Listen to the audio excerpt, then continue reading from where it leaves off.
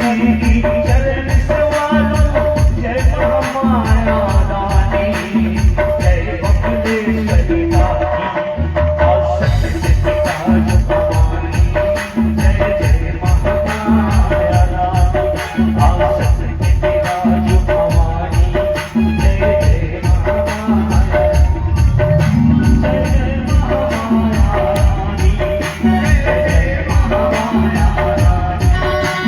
जय महामाया रानी जय जय महामाया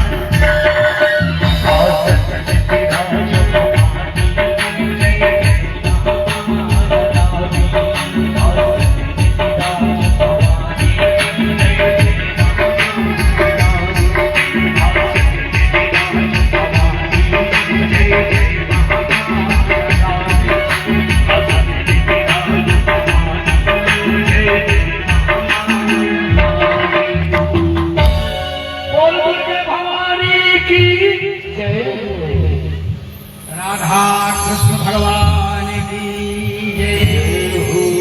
ये भाइयों, वृंदावन की गोपियां भगवान राधा जी कह रही हैं, सब राधे राधे बोलो।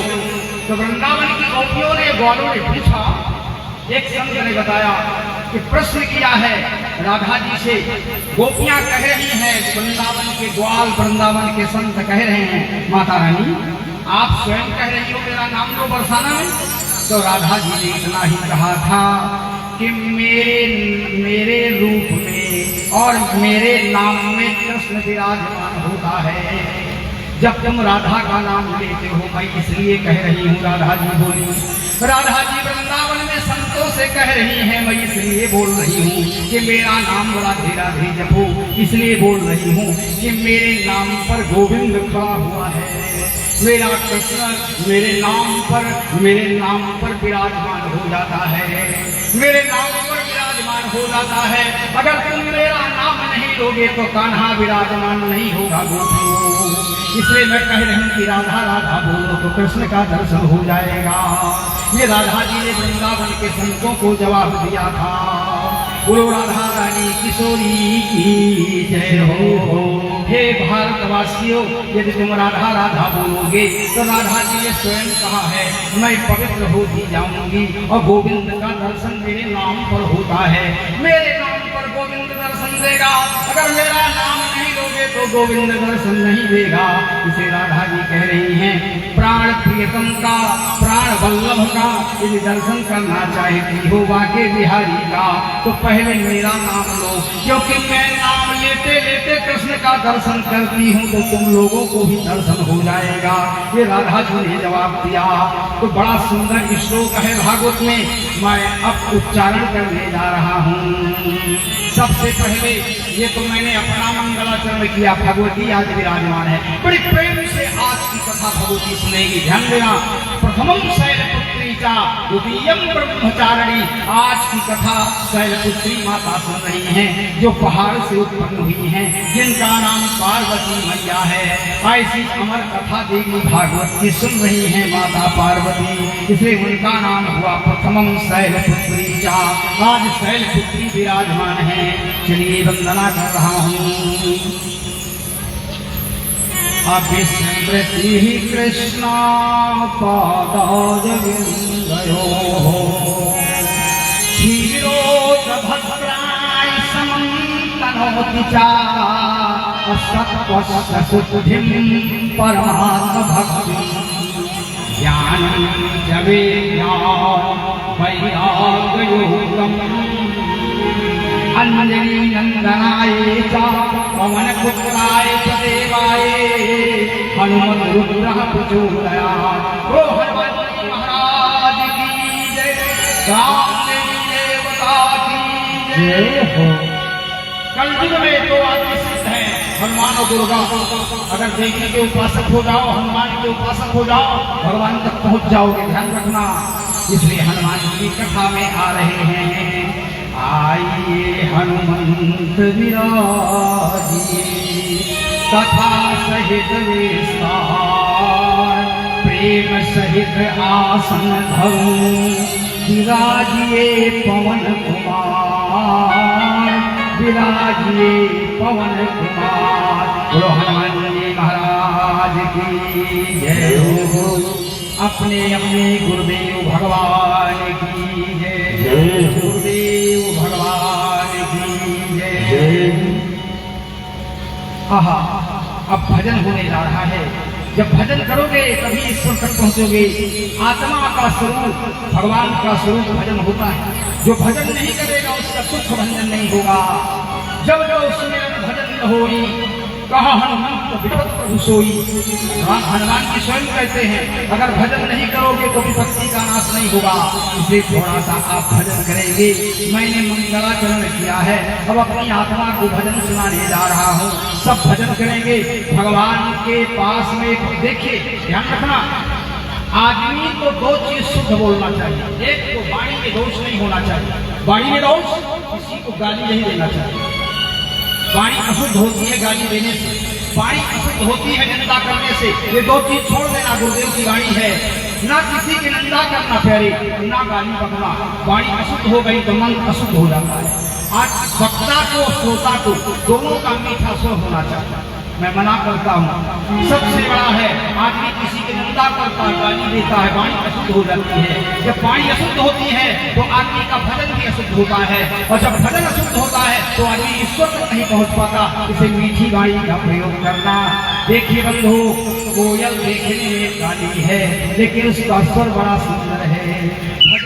आदमी कैसा भी हो, काला हो, गोरा हो, भले, आदमी का स्वभाव सुंदर होना चाहिए। जब आदमी का स्वभाव सुंदर होता है तो उसे संसार में सम्मान मिलता है। वो आदमी का स्वभाव अच्छा नहीं होता तो आदमी कहीं सम्मान नहीं पाता, चाहे जितना धन कमा ले। धन तो कोई भी कमा सकता है प्यारे, लेकिन धन से कमाने से सुकून नहीं मिलेगा। जितने ज्यादा धन के अंदर घुसोगे उतने ज्यादा वियोग में प्राप्त हो जाओगे। परमात्मा रूपी धन सबसे बड़ा धन है। हरि की कृपा के बिना भजन नहीं आता, धन नहीं आता। भगवान विष्णु का धर्म नाम है। जब धर्म करोगे तो लक्ष्मी जरूर आएगी, ये ध्यान देना। धर्म की पुत्री का, धर्म की पत्नी का नाम लक्ष्मी है। इसे चलिए पहले भजन कीजिए, वाणी को पवित्र कीजिए। बड़ा सुंदर भजन है, अनूप जलोटा का भजन है, ध्यान से गाएंगे।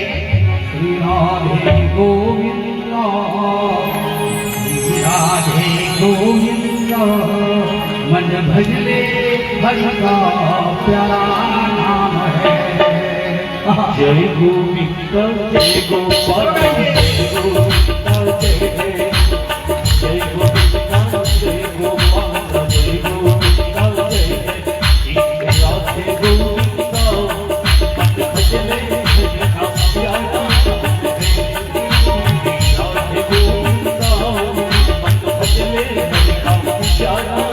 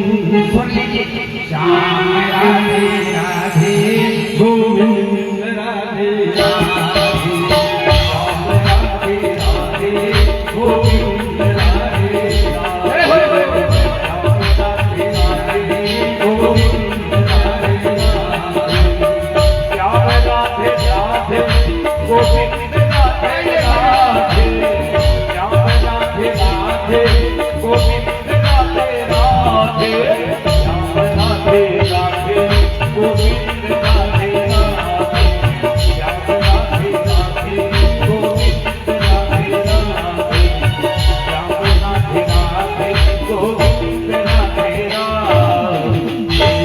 एक बार से हाथ उठा के बोलिए, इस बिनौरा की पावन धरती में भागवत कथा का प्रथम दिवस माता रानी कथा कह रही है। पहले मेरी कोई औकात नहीं है कथा करने की, मैं तो जीव हूँ, जन्म लेने वाला मरने वाला। माता रानी की कृपा है जो आज कई साल से बिनौरा में इस धरती में दुर्गा जी विराजी हुई है। यहाँ दो आदमी सिद्ध हैं, यहाँ हनुमान जी भी दक्षिण दिशा की ओर है, वो भी मेरी कथा सुनने आए हैं। और माता रानी दुर्गा विराजमान है, जिनके चरणों में बैठकर बिनौरा की पावन धरती में मेरी कथा हो रही है। आज मैं भी धन्य हो रहा हूँ। ये मध्य प्रदेश जिला बालाघाट बिनौरा की धरती ग्राम में मेरी कथा होने जा रही है। और मैं यहाँ के सभी निवासियों को वृंदावन निवासी समझ रहा हूँ। माताओं को गोपियाँ और पुरुषों को ग्वाल समझकर कथा गाने जा रहा हूँ। मेरे को मैं सभी को प्रणाम कर रहा हूँ। दूर दराज से आए हुए मेहमान शिष्यों को, भक्तों को, सभी को मैं व्यासपीठ से राधा रानी का स्वरूप समझते हुए प्रणाम कर रहा हूँ। सभी भाई बहन मेरे प्रणाम को स्वीकार करेंगे। सिया राम मैं सब जग जानी, करूँ प्रणाम जोर जुग पानी। सबको प्रणाम करते हुए कथा की ओर चल रहा हूँ। अब कथा होने जा रही है, ध्यान से सुनेंगे। आज की इस कथा का पावन नाम है श्रीमद् भागवत कथा। ध्यान से सुनेंगे। श्री कहते राधा को, मद कहते कृष्ण को। क्या नाम है? श्री माने राधा, मद माने कृष्ण। किसकी कथा सुन रहे हैं? राधा कृष्ण की। इसलिए इसका नाम श्रीमद् व्यास जी ने लिखा है। सुखदेव जी बोलते हैं श्री माने राधा, मद माने कृष्ण। और इसके 4 शब्द हैं, भागवत। भागवत किसको कहते हैं? हमें सभी को भागवत पारायण होना चाहिए, तब श्रीमद् राधा कृष्ण का दर्शन होगा। 4 लक्षण है भक्ति के। भक्ति, भा माने भक्ति, का माने ज्ञान, बा माने वैराग्य, ता माने त्याग। ये 4 सूत्र लोगे तभी राधा कृष्ण तक पहुंच पाओगे। इसे इसका नाम हुआ पुराण का श्रीमद् भागवत कथा। श्री माने राधा, मद माने कृष्ण, भा माने भक्ति, का माने ज्ञान, बा माने वैराग्य, का माने त्याग।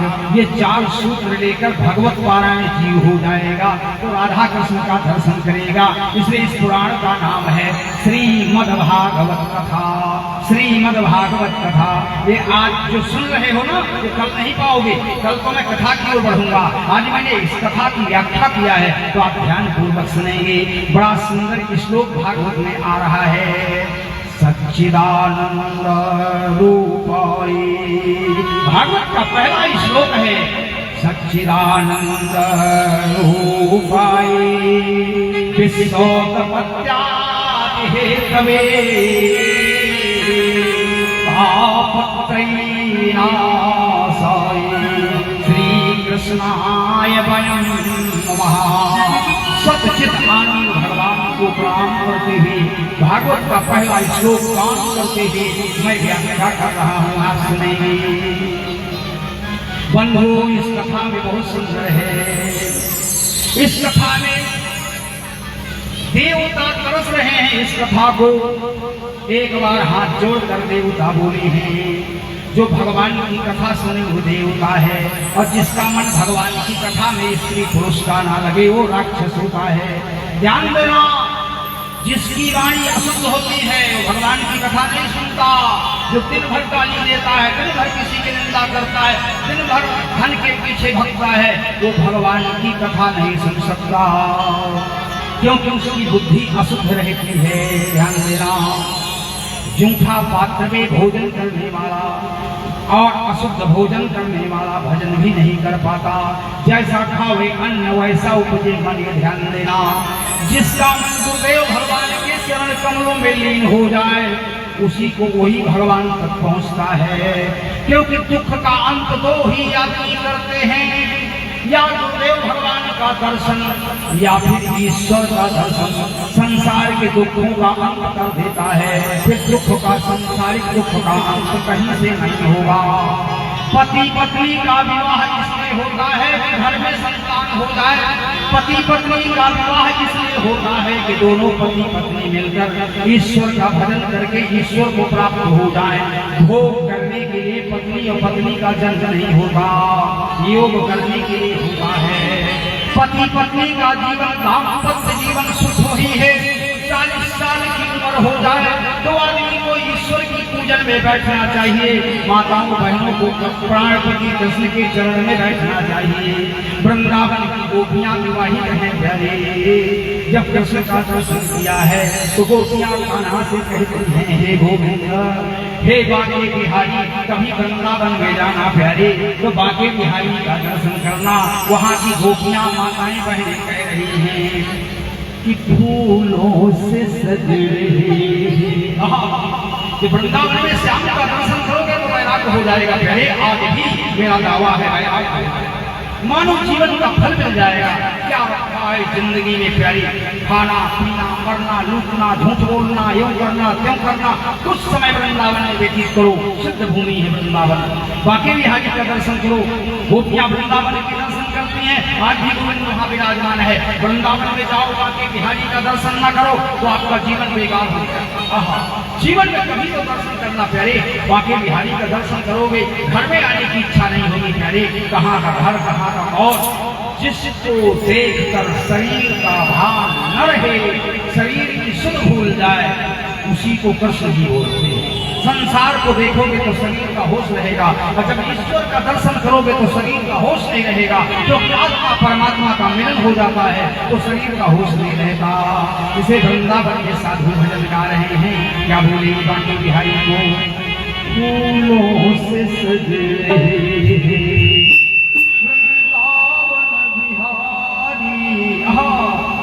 फूलों से सज रही श्री वृंदावन बिहारी।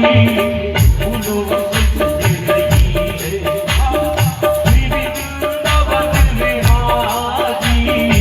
और सज के सज रही है, और सज के सज रही है कृष्ण भान की दुलारी।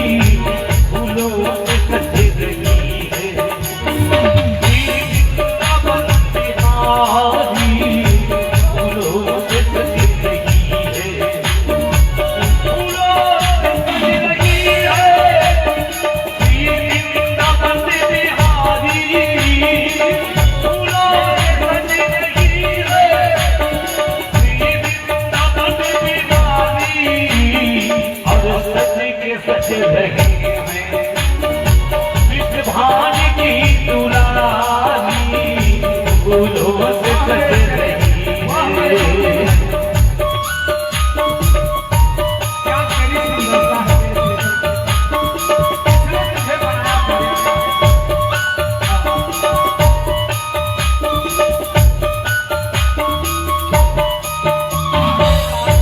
जय हो यशोदा।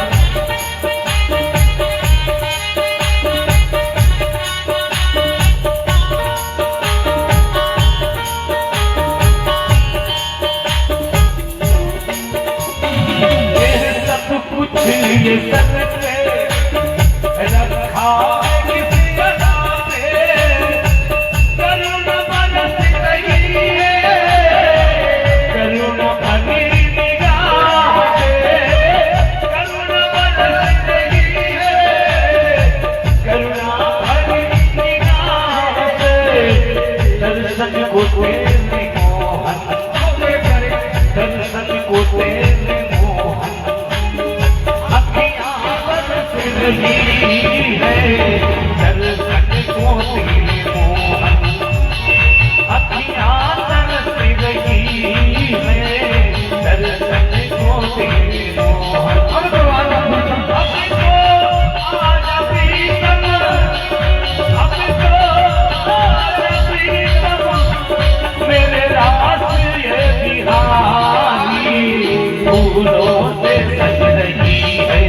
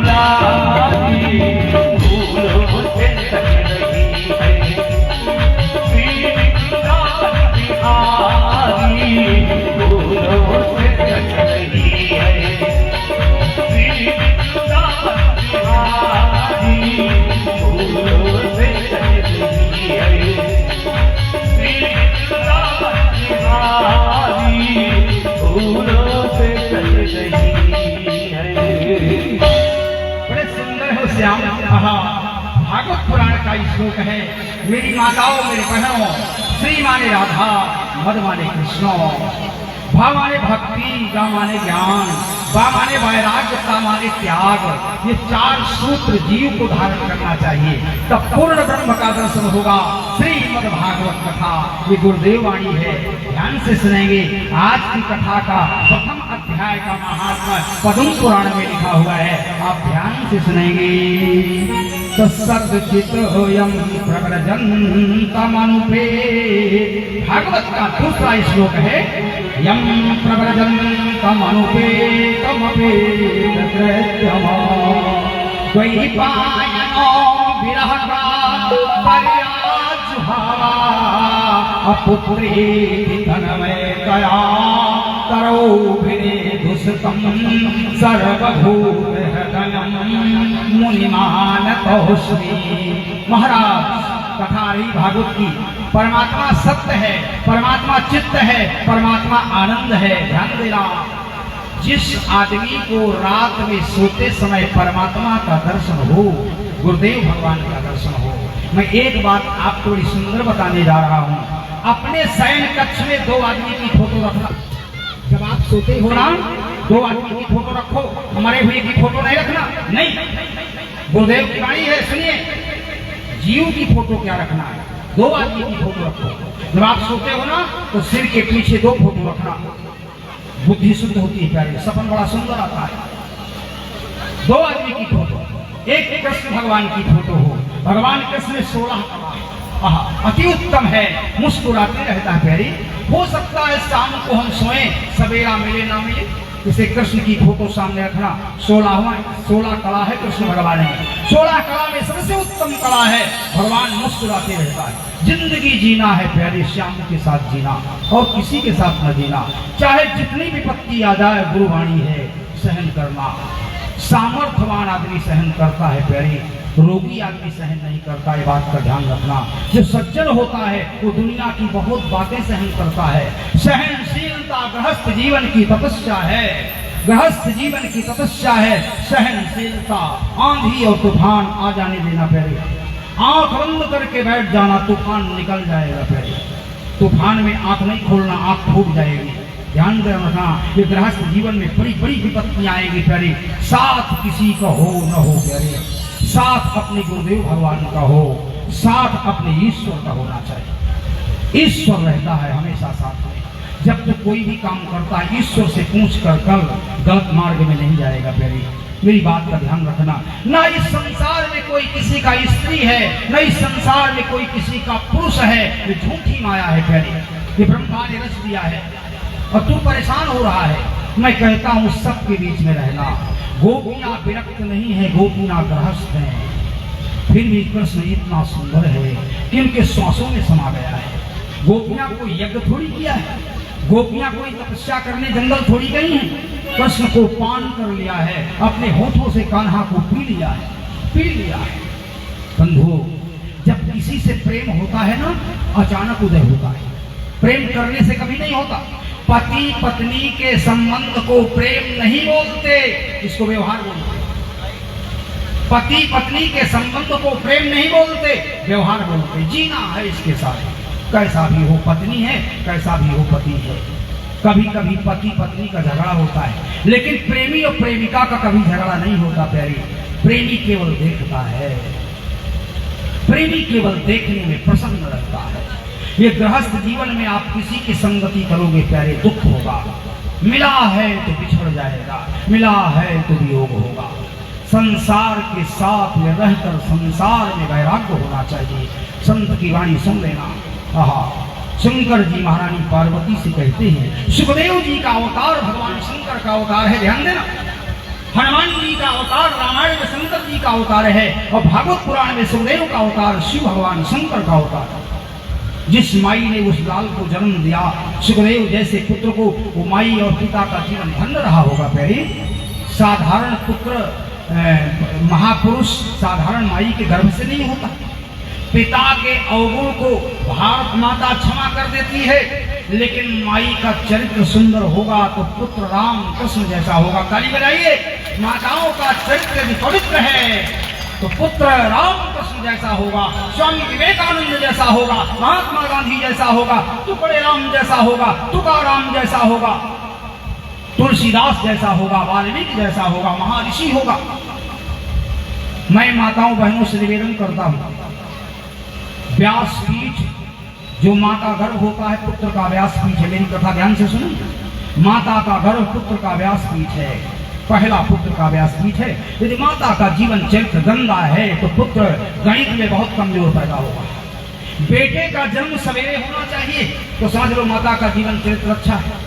ध्यान रखना मेरी बात। गोधूली मेला में 24 घंटे के दोपहर हैं, संध्या कालीन और सवेरे 4 बजे और शाम को 6 बजे यदि माताओं के गर्भ प्रसव होता है, लड़की हो या लड़का हो, वो बेटा और बेटी होनहार, कलेक्टर, डिप्टी, एसपी आदि महापुरुष बन सकता है। ये मुहूर्त है ज्योतिष में, शुद्ध मुहूर्त को होते। तो माता का गर्भाशय पुत्र का व्यासपीठ है, पुत्र का व्यासपीठ। माता का जीवन चरित्र भजन में रहना चाहिए। जब माता के गर्भ आ जाए ना, कहीं ना जाए, माता के प्रसव आए और 3 महीना बाकी रहे तो माँ को लहसुन प्याज नहीं खाना चाहिए, क्योंकि उसमें ठाकुर जी का भोग नहीं लगता। ज्यादा जीवन स्वाद में नहीं जाना चाहिए, भजन में जाना चाहिए। ध्यान रखना, मांसाहारी नहीं होना चाहिए। यदि वैष्णव पुत्र चाहते हो तो माता का जीवन चरित्र पवित्र होना चाहिए। पुरुष का बिगड़ जाए तो बिगड़ जाने देना, माताओं का नहीं बिगड़ना चाहिए। माता भारत माता है, वो सरस्वती होना चाहिए। तो बेटा देव का पैदा होगा। मेरा दावा है, मेरे विचार में रहना। सुखदेव जी की मां का नाम अरणी है और पिता का नाम व्यास नारायण है। आहा, अच्छा पुत्र प्राप्त किया है। याद रखना प्यारी, बेटा यदि पढ़ा लिखा निकल जाए, अब बेटा सही रास्ते के मार्ग में पहुंच जाए तो गृहस्थ जीवन को स्वर्ग कहा जाता है। इस बात का ध्यान रखना। जिसका बेटी और बेटा पढ़े लिखे साइंटिस्ट निकल जाएं, व्यवसाय में लगे रहें, ऐसे पिता के कर्तव्य से पुत्र घर गृहस्थ जीवन वैकुंठ होता है। पुत्र आज्ञा पर, पुत्र वैष्णव भक्त हो, पुत्र महात्मा हो या महापुरुष हो, ऐसे व्यक्ति का नाम, ऐसी मां का गर्भ पवित्र होता है। एक कचरा पैदा करने से क्या होगा, कूड़ा पैदा करने से क्या होगा। बच्चे बहुत से कचड़े भी होते हैं, ना पढ़ते न लिखते हैं, गंवार रहते हैं, बुरे रास्ते में चले जाते हैं। किसका दोष है? माई का दोष है, क्योंकि माई का चरित्र ठीक नहीं। जिसका बेटा निकलता है माई के चरित्र से निकलता है। माँ यदि चरित्रहीन है तो बेटा चरित्रवान कभी नहीं हो सकता। यदि पुत्र चरित्रहीन है, माँ का लक्षण है। इसे अच्छे घर की कन्या मांगकर विवाह करना चाहिए, भले वो गरीब हो, कुलीन कन्या होना चाहिए। इस बात का ध्यान रखना। जिसका पिता भजनानंदी है, माँ पतिव्रता है। पतिव्रता किसको कहते हैं? केवल पति की सेवा करना ही पतिव्रता नहीं है, वो तो व्यवहार है, करना पड़ेगा। जिसकी पत्नी कृष्ण की भक्ति में लीन हो जाए, उस राधा रानी का पुत्र देवता पैदा होता है, जो कृष्ण की भक्ति में लीन रहे। ऐसी माँ का नाम पतिव्रता है, जो माँ भगवान की सेवा में रहे, जो कृष्ण की सेवा में रहे। भगवान कृष्ण की 16 कला में सबसे उत्तम कला है। इसलिए महारानी अरणी के कई 40 वर्ष बीत गया, अरणी कृष्ण भक्त है, पुत्र नहीं हुआ। आहा, दोनों पति और पत्नी भगवान व्यास नारायण ने 17 पुराण लिखा। 17 पुराण में व्यास नारायण को शांति नहीं मिली। सोचते हैं मेरे इस ग्रंथ का प्रचार कौन करेगा, क्योंकि मेरे घर में कोई दीप जलाने वाला नहीं है। गृहस्थ का जीवन हो प्यारे, और संतान न हो। गृहस्थ जीवन में संतान न हो, माकान शून्य रहता है प्यारे। मंदिर में मूर्ति न हो, मंदिर की शोभा नहीं है। माकान में पुत्र न हो, माकान की शोभा नहीं है। सोना में सुहागा न लगाया गया हो, सोनार सुहागा न लगाए, सोने की शोभा नहीं है। कहा मंत्र का जाप करो, गुरुदेव भगवान की दीक्षा न हो, वो मंत्र कोई काम का नहीं है। मंत्र का जाप करो, गुरुदेव भगवान की दीक्षा न हो, वो मंत्र शून्य है। ध्यान देना, भगवान तक नहीं पहुंच सकते हो। माकान में पुत्र न हो, माकान शून्य है। मंदिर में मूर्ति न हो तो मूर्ति की शोभा नहीं है प्यारे। और वाणी में मिठास न हो, वाणी में कोमलता न हो तो अक्षर कोई काम का नहीं होता। मंत्र वो किसका कोई काम का नहीं होता, जिसमें ओम न हो वो मंत्र नहीं होता। ध्यान देना। भगवान कृष्ण की भक्ति बड़ी सुंदर है प्यारे। जब कभी माकान बनवाना प्यारे तो पूजा कक्ष जरूर बनवाना। पूजा कक्ष गृहस्थ जीवन में पूजा कक्ष जरूर होना चाहिए, नहीं तो आप नास्तिक निकल जाओगे। बात का ध्यान रखना, अगर पूजा कक्ष नहीं होगा। और पूजा कक्ष हमेशा मेन दरवाजे के सामने अंदर में रहना चाहिए, वो वास्तु का दर्शन करता है, वास्तु पवित्र रहता है। आप मेन दरवाजे के दिशा को छोड़कर अन्य दिशा में पूजा कक्ष बनाते हो, इसलिए वो घर का दुख नहीं जा रहा, क्योंकि वो वास्तु वो पूजा कक्ष का दर्शन नहीं पाता, गोविंद का दर्शन नहीं पाता, इसे मकान अशुद्ध होता है, वास्तु का शुद्ध होता है। बात का ध्यान रखना, बहुत सुंदर कथा बोल रहा। गणेश भगवान के दो बेटा हैं, एक का नाम शुभ है, एक का नाम लाभ है। मकान में गणेश जी लिख दिया जाए और शुभ लाभ न लिखा जाए तो गणेश बिना पुत्र का हो जाता है। और वास्तु का देवता भगवान गणेश होते हैं। बोलो गणपति भगवान की। व्यास नारायण कथा को बोलते गए, भगवान गणेश लिखते गए। रामचरितमानस में बाबा तुलसी हनुमान जी बोलते गए और बाबा तुलसीदास चित्रकूट में राम कथा लिखते गए। ध्यान देना, भागवत कथा को गणेश जी लिखते गए और व्यास नारायण बोलते गए, और चित्रकूट में तुलसीदास बाबा रामायण लिखते गए। हनुमान जी अथैवट झाड़ में बैठ करके राम कथा गाते रहे। ये सुंदर संतों की पावन कथा है। आज इस पावनी कथा में सत्संग चल रहा है, प्यारी भागवत का भक्ति ज्ञान वैराग्य की कथा चल रही है। महाराज व्यास नारायण ने भी तप किया है तो देवताओं ने विनती किया है, हे ब्रह्मा, देवलोक में रहकर हम ऊब गए हैं, हमको मृत्यु लोक जाने दो, क्योंकि वहाँ हरि का भजन होता है। हमें ऐसे जगह बताइए जहाँ सुखदेव जी महाराज कथा गाते हो। तो ब्रह्मा जी ने कहा, मैं चक्र सुदर्शन अपना भेज रहा हूँ, धरती में जहाँ ये चक्र सुदर्शन गिर जाए उसी जगह तुम लोग बैठकर कथा सुन लेना। सौनक आदि 88,000 ऋषि, उत्तर प्रदेश बिठूर जिला गंगा के किनारे ब्रह्मा का चक्र सुदर्शन गिरता है, जिसको नैमिषारण्य तीर्थ बोलते हैं। उस नैमिषारण्य तीर्थ में जैसे ब्रह्मा का चक्र सुदर्शन गिरता है, वहां बैठकर कथा का गान देवता सुन रहे हैं। 88,000 ऋषि बन गए हैं।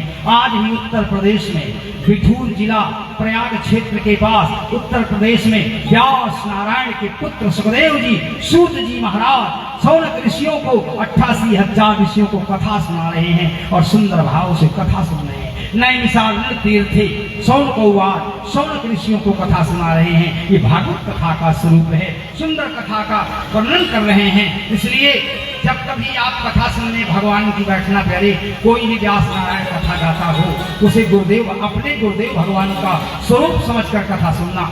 याद रखना मेरे प्यारे, ये कथा की सेवा है। जब कहीं कथा सुनने जाना और कोई भी संत कथा गा रहा हो, कोई भी पंडित कथा गा रहा हो, उस व्यास रूप में अपने गुरुदेव भगवान का रूप देखकर कथा सुनना। जब तुम सुनोगे तो कथा तेरे चित्त में उतर जाएगी। ध्यान देना, क्योंकि कथा का आनंद गुरुदेव की कृपा होती है। गुरुदेव भगवान पर निष्ठा होना चाहिए, तभी आप भगवान तक पहुंच जाओगे। इसलिए जब सौनक ऋषि कथा सुन रहे थे तो ध्यान देना, सतचित आनंद भगवान कृष्ण की कथा सुन रहे थे। तो याद रखना, महाराज ब्रह्मा जी के पुत्र बाबा नारद जी 24 अवतार हैं भगवान के। एक नारद किसका नाम है, ध्यान दीजिए, जिसके बात को आज तक 3 लोक में कोई माई का लाल रद्द ना किया हो, उसका नाम श्रीमन नारायण नारद है।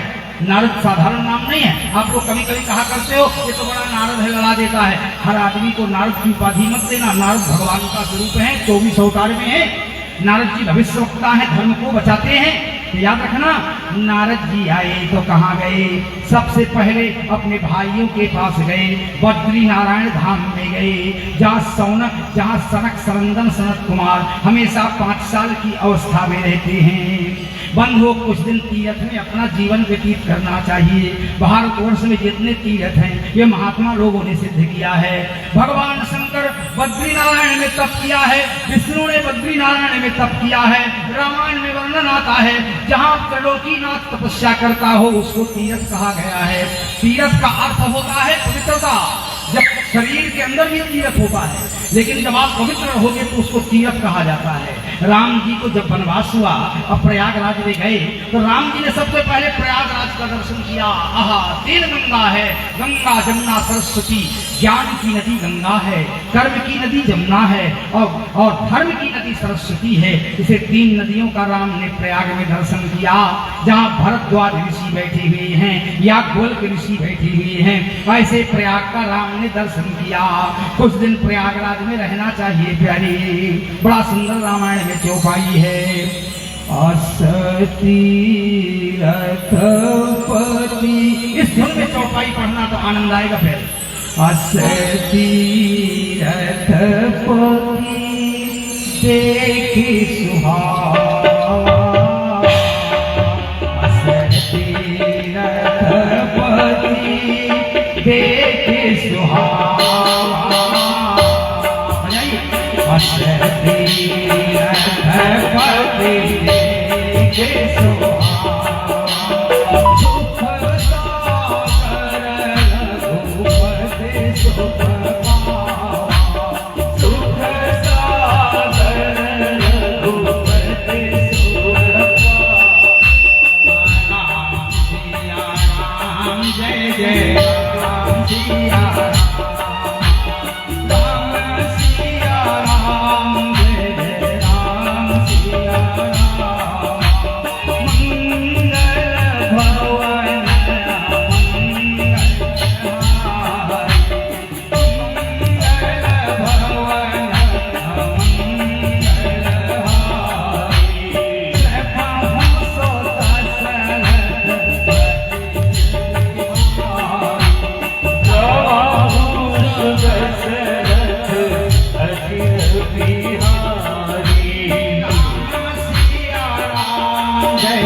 राम, सिया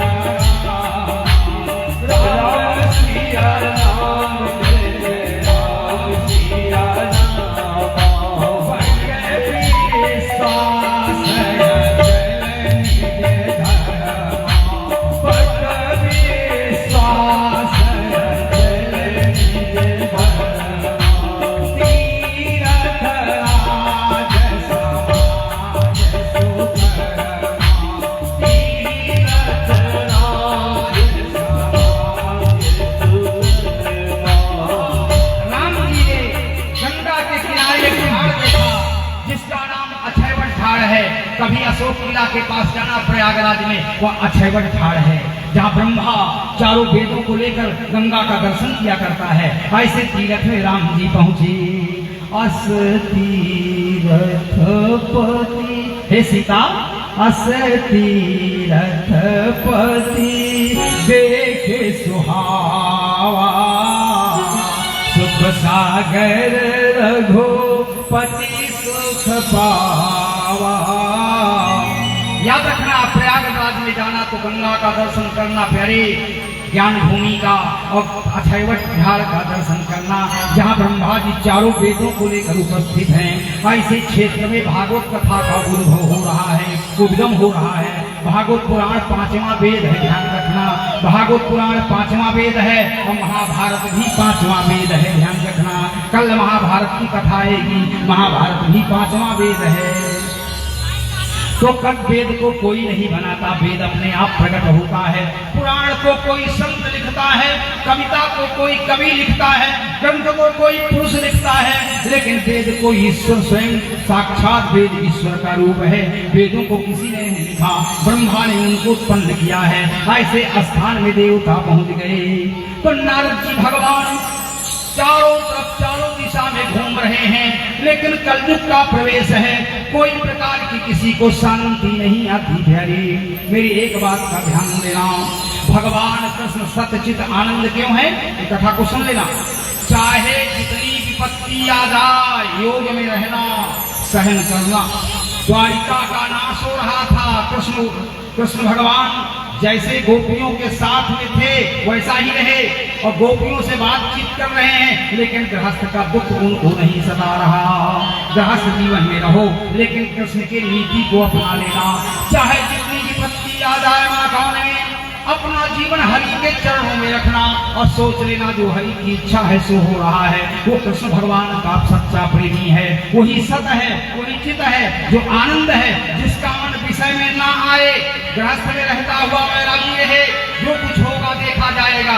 जिंदगी में व्यक्ति को ऐसे सोचना चाहिए तो आप योगी बन जाओगे और हरि का दर्शन हो जाएगा, सतचित आनंद का दर्शन हो जाएगा। चाहे पत्नी के साथ रहो, चाहे पति के साथ रहो, चाहे पुत्र के साथ रहो, चाहे हानि के साथ रहो, चाहे लाभ के साथ रहो, यहाँ कोई किसी का नहीं है प्यारे। नश्वर शरीर है तो ध्यान देना, जो नष्ट हो जाए उसमें वियोग नहीं करना, जो नष्ट मानी होने वाली चीज है उसमें वियोग नहीं करना। आत्मा कभी नष्ट नहीं होती, ये शरीर नष्ट होता है तो श्वासों का भरोसा रख के ईश्वर में ध्यान करना।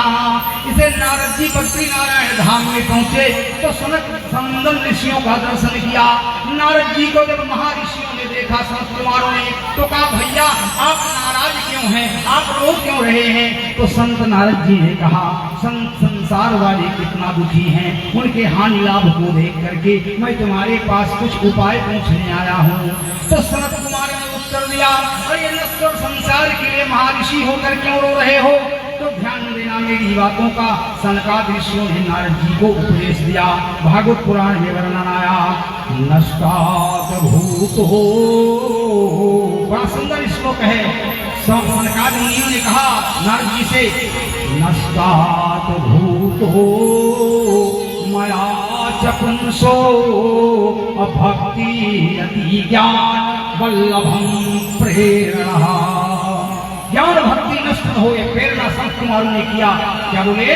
सुंदर श्लोक के बाद और थोड़ी देर कथा चलेगी, आप ध्यान रखेंगे क्योंकि मैं कथा का श्री गणेशी किया हूँ। तो उसमें बाबा नारद जी क्या बोले? बहुत सुंदर बोल रहे बाबा नारद जी को। संत कुमारों ने उपदेश दिया कि शरीर के रहते हुए शरीर इसलिए मिला है कि सत्कर्म होना चाहिए, किसी की सेवा होना चाहिए। हे मेरी माताओं बहनों, अगर घर में मेहमान आ जाए और पति कह दे तेरे को 10 आदमी को भोजन बनाना है, अगर वो नारी कह दे मैं नहीं बना पाऊंगी, स्वस्थ होने के बाद भी जवाब दे दे, तो ग्रह लक्ष्मी तेरी नहीं है, वो तो स्वाद में रहती है, आनंद में नहीं रहेगी। गृहस्थ जीवन में सेवा करना ही मनुष्य का धर्म है। इसे क्या बोले?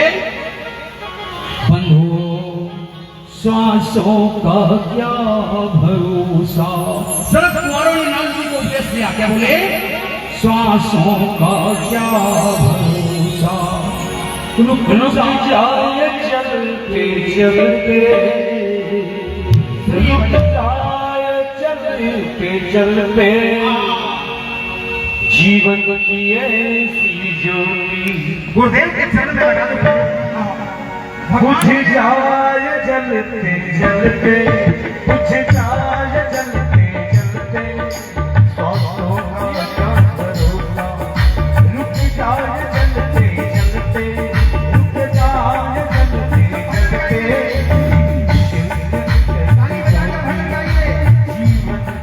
ऐसी ज्योति।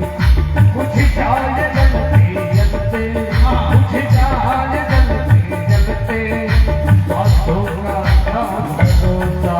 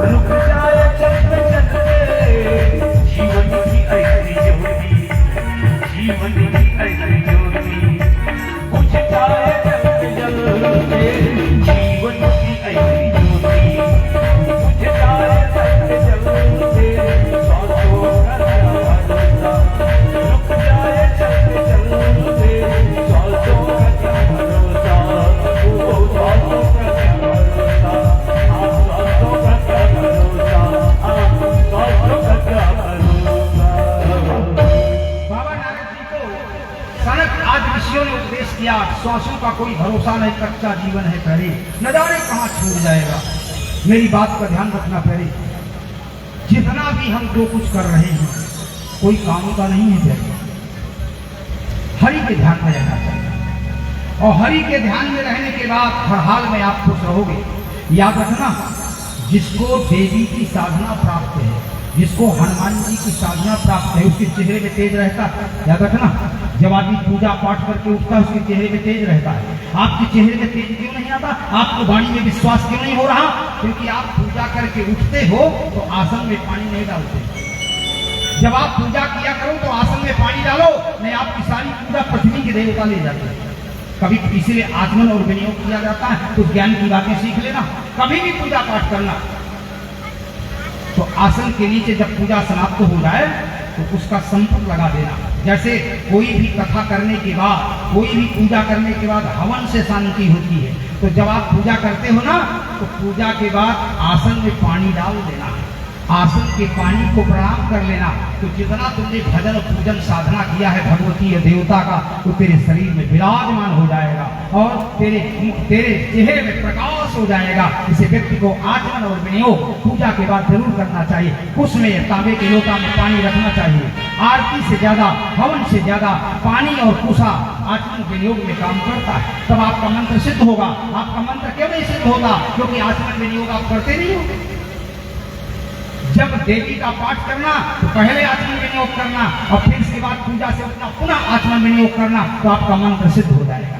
ये बात का ध्यान रखना, इसलिए आपके मंत्र की सिद्धि नहीं होती है माता। और ध्यान रखना, सबसे बड़ी अशुद्धता है आज का कपड़ा कल बैठ के पूजा में नहीं करना, पूजा अशुद्ध हो जाती है। जब आपका कपड़ा ही शुद्ध नहीं है तो देह कहां से शुद्ध रहेगा? आज का पहना हुआ कपड़ा पहनकर सूर्य को अर्घ नहीं देना। पुराना कपड़ा पहनकर, मैला कपड़ा पहन करके, कपड़ा कैसा भी हो प्यारी शुद्ध होना चाहिए। व्यक्ति कैसा भी हो, काला हो गोरा हो, व्यक्ति का स्वभाव सुंदर होना चाहिए। व्यक्ति का स्वभाव सुंदर होना चाहिए, स्वभाव बहुत सुंदर होना चाहिए। कोई कुछ भी कहे घबराना नहीं चाहिए। यदि आपको दो चीज पर विश्वास है, भगवान गुरुदेव पर विश्वास है और ईश्वर पर विश्वास है, तो कभी न घबराना, तेरा सुधरता चला जाएगा। इतनी परीक्षा हो रही है तो अपने धर्म की प्रतीक्षा करना, ईश्वर की प्रतीक्षा करना, परीक्षा में नहीं रहेगा। ध्यान, कभी न घबराना। तू अकेला ही है, अकेला जाएगा, कोई परिवार तेरे साथ नहीं है। ईश्वर और गुरुदेव भगवान की साधना तेरा परिवार है। गृहस्थ जीवन में ध्यान देना, ईश्वर की याद रखना। जहाँ कहीं भी जाना, दो आदमी की फोटो नहीं छोड़ना, चाहे जहाँ भी रहो। चिता में जाओ तो कह देना कि जब मैं मरूं तो चिता में दो की फोटो डाल देना। आहा, मेरे गुरुदेव भगवान की, आहा, मेरे गुरुदेव भगवान की फोटो डाल देना। इनके साथ मेरा संयोग बना रहे, जिनकी कृपा से मैं ईश्वर तक पहुंच रहा हूं। और एक अपने भगवान की फोटो ये चिता में भी लेके जाना चाहिए। ध्यान रखना। और जब कभी गृहस्थ जीवन में रहना तो सैनिक में रहना तो दो आदमी की फोटो सिर की तरफ रखना। ये हीरो हीरोइन, ये किसी मरे हुए की फोटो कदाचित नहीं रखना चाहिए। मरे हुए का स्वप्न बहुत खराब होता है। कोई मर जाए उसकी फोटो नहीं रखना, फोटो दो की ही रखना। जो जिंदा है, शाश्वत है, उसकी फोटो रखना, तू भी तो मर जाएगा। इसलिए मरे की फोटो क्या रखना है? आत्मा की फोटो रख और आत्मा का स्वामी परमात्मा की रख, सीधे साधना में प्राप्त हो जाएगा। यही तेरा तीर्थ है, यही तेरा विश्वास है, यही तेरा भगवान है।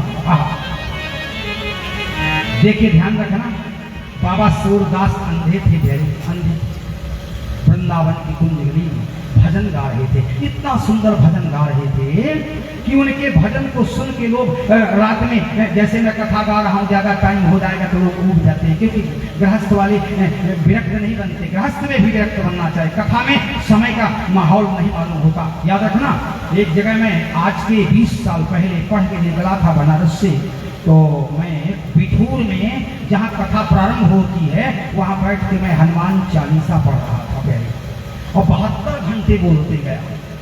मुझे ध्यान ही नहीं था, मगन था देवी के ध्यान में। लेकिन किसी ने आवाज दिया, जय श्री राम, तब मेरी आंख खुली। अरे कितना समय बीता तो कोई नहीं था, तो मेरा भजन सिद्ध हो गया। उसी दिन से मुझे भागवत पुराण कंठस्थ हुआ, उसी दिन से पूरा रामायण कंठस्थ हुआ, उसी दिन से गीता कंठस्थ हुई है। ध्यान देना, साधना करना पड़ता है। अरे साधना करना पड़ता है। अगर तुमने कठिन परिश्रम करके पढ़ा है तो तेरी विद्या कभी प्रथा नहीं जाएगी। सरस्वती कभी भी शुभ कल्याण करती है, पुरुष का जीवन में मानव बना देती है। इसे सरस्वती का ध्यान करना चाहिए, ये नियम करता है। कभी एक अक्षर जीवन में नकल नहीं करना चाहिए, बड़ा दोष विद्यार्थी को है। अगर वो नकल करके पास हो तो सरस्वती का अपमान होता है। कभी नहीं, जीवन में ध्यान देना, और वही सक्सेस नहीं हो पाता जो नकल करता है। तो ध्यान देना।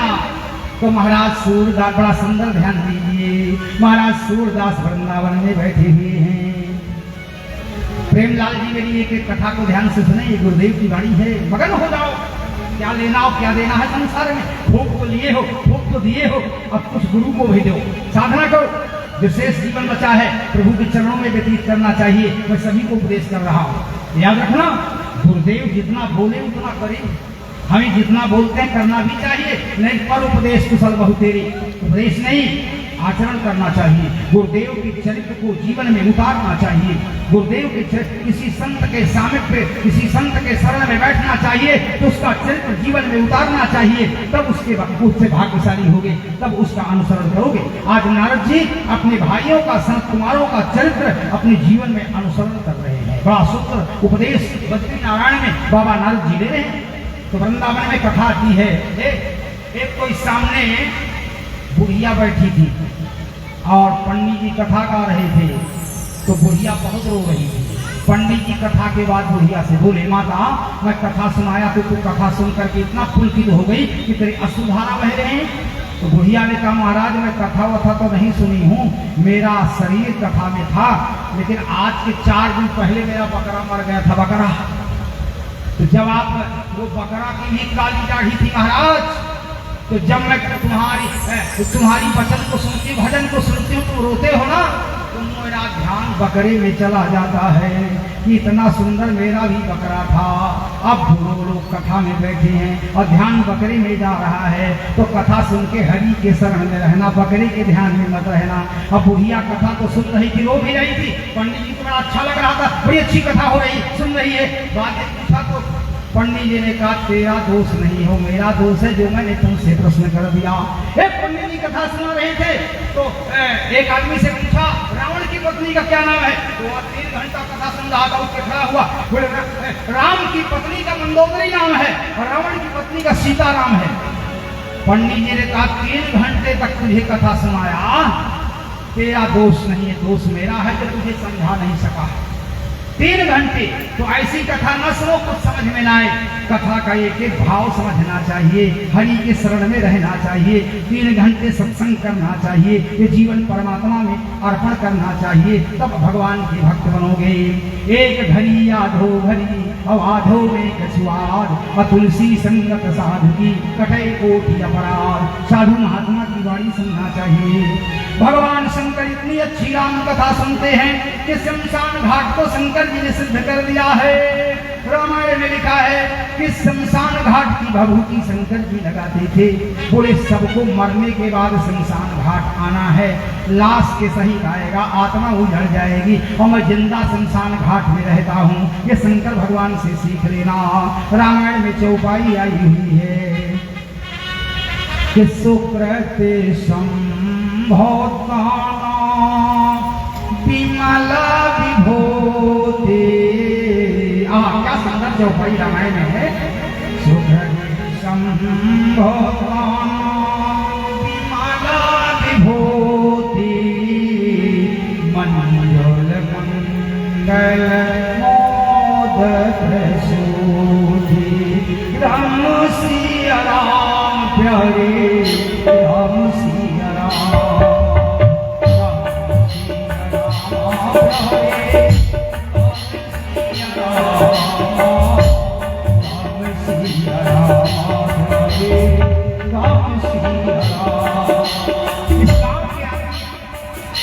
कथा के बहुत प्रेमी हैं और रामायण के बड़े प्रेमी हैं, लेकिन ध्यान रखना, मेरे ही धुन में रामायण गाओगे तो दूसरे के साथ की जरूरत नहीं पड़ेगी। मैं कभी कभी रामायण गाता हूँ तो अपने धुन में गाता हूँ प्यारे। आहा, बटे विश्वास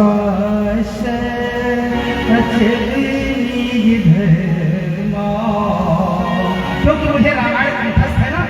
बटे विश्वास विश्वास चली निज धर्मा तीरथ राज समाज सुकर्मा। राम सिया राम जय जय राम सिया राम। चारों जुग पर ताप तुम्हारा, चारों जुग पर ताप तुम्हारा। है प्रसिद्ध जगत उजियारा। राम सिया राम जय जय जय हनुमाना। राम सिया राम जय जय जय हनुमाना। राम सिया राम जय जय जय हनुमाना। हनुमान जी को आसन देकर हमेशा रामायण गाना चाहिए। जब मैं अपने धुन में रामायण गाता हूँ तो कोई संगीत की आवश्यकता नहीं पड़ती, क्योंकि रामायण पढ़ते पढ़ते अपने ध्यान में व्यक्ति हो जाता है। यही संत परिभाषा है, यही संत लक्षण है। तो सूरदास भजन गा रहे थे, भजन और अंधे थे, दिखाई नहीं दे रहा था। याद रखना, एक बार वृंदावन में सूरदास महाराज जमुना नदी के किनारे खड़े थे। एक सुंदर कन्या आई और चांदी के कलश में जमुना का पानी ले लिया। और पहले के जमाने में माताएं पहले तालाब में नदी में पानी भरती थी ना, तो एक घड़े को जैसे लड़के को लेना है तो जवान लड़की घड़े को ऐसे रख लिया, एक घड़े को ऐसे रख लिया और चल दिया।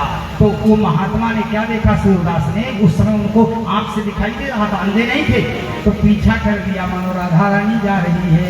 जब बरसाने में गोपी चली गई तो वहां सूरदास भी चले गए। और जब उसने पानी का घड़ा रखा तो सूरदास ने कहा, देवी तेरे स्वरूप में राधा रानी की झलक आ रही है। वो महात्मा की कितनी अच्छी पवित्रता थी। लेकिन उस लड़की ने जवाब दिया, मैं जवान कन्या, तू मेरा पीछा करते करते वृंदावन से बरसाना तक आ गया। मैं बरसाने की राधा नहीं हूँ, मैं साधारण बरसाने की कन्या हूँ। तू अपने मकान में लौट जा। मेरी उम्र 20 साल की है और तू मुझे देखकर मोहित हो रहा है। तो संत ने कहा, नहीं, मैं तुझे देखकर मोहित नहीं हुआ हूँ। बरसाने की प्रत्येक कन्या राधा का स्वरूप है, इसलिए मैं तुझे प्रणाम कर रहा हूँ। सूरदास ने कहा, एक कन्या मुझे दोष लगा रही है।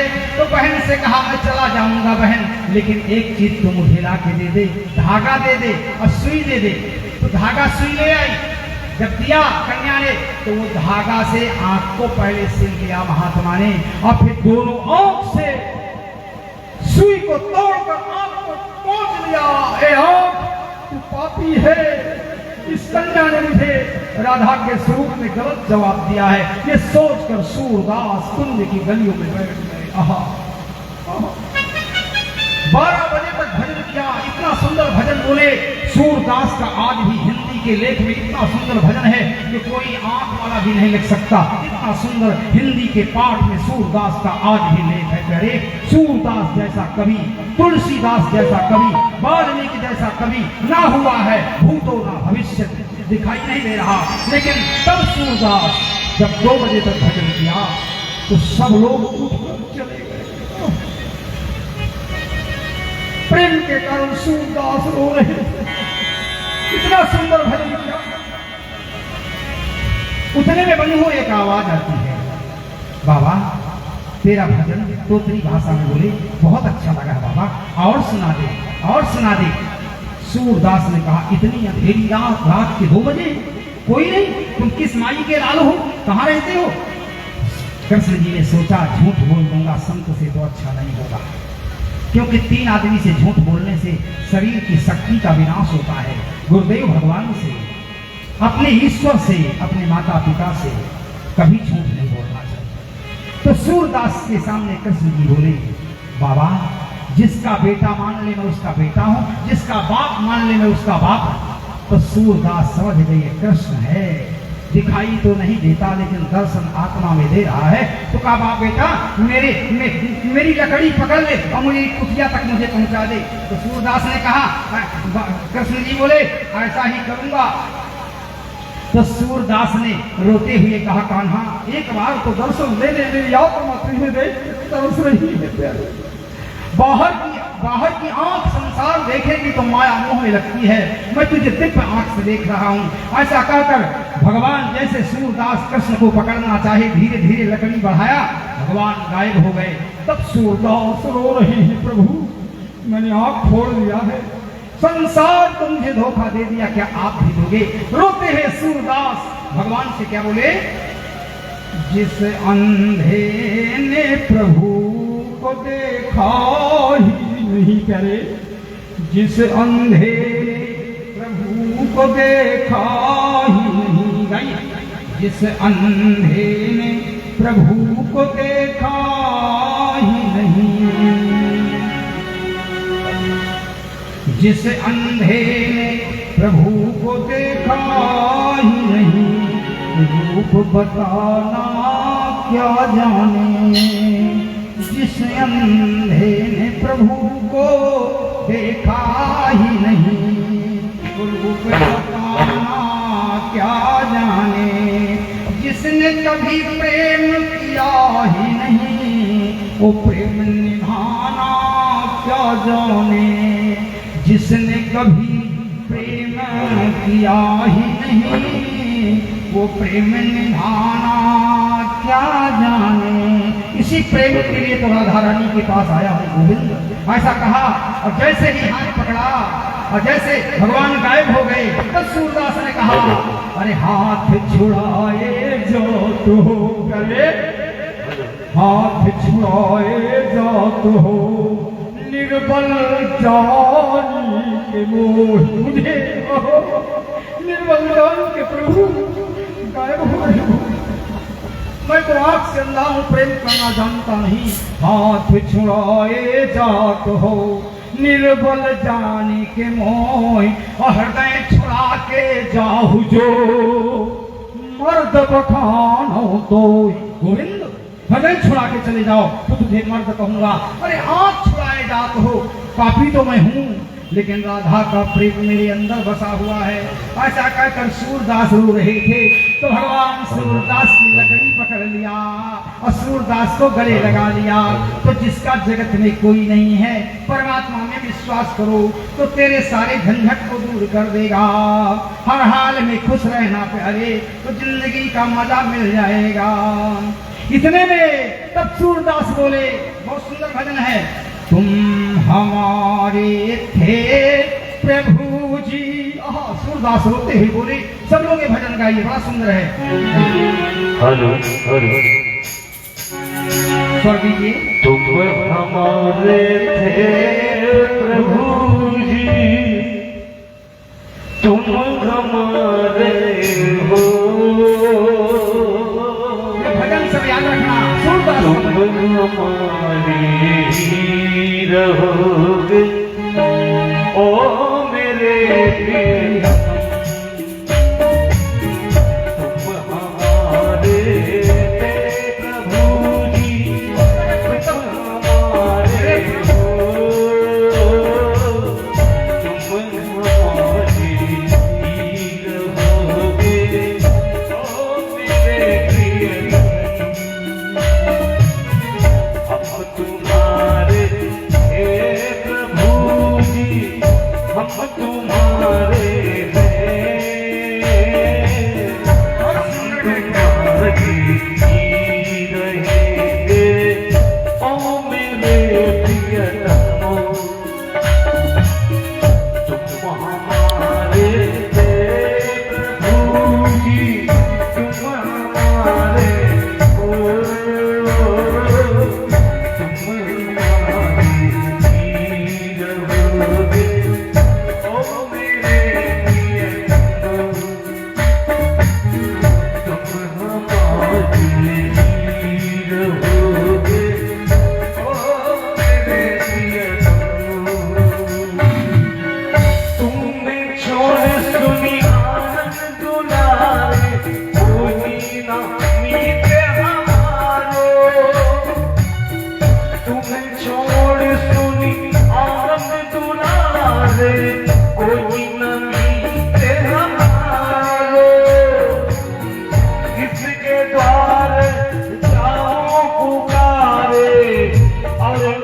कोई सहारा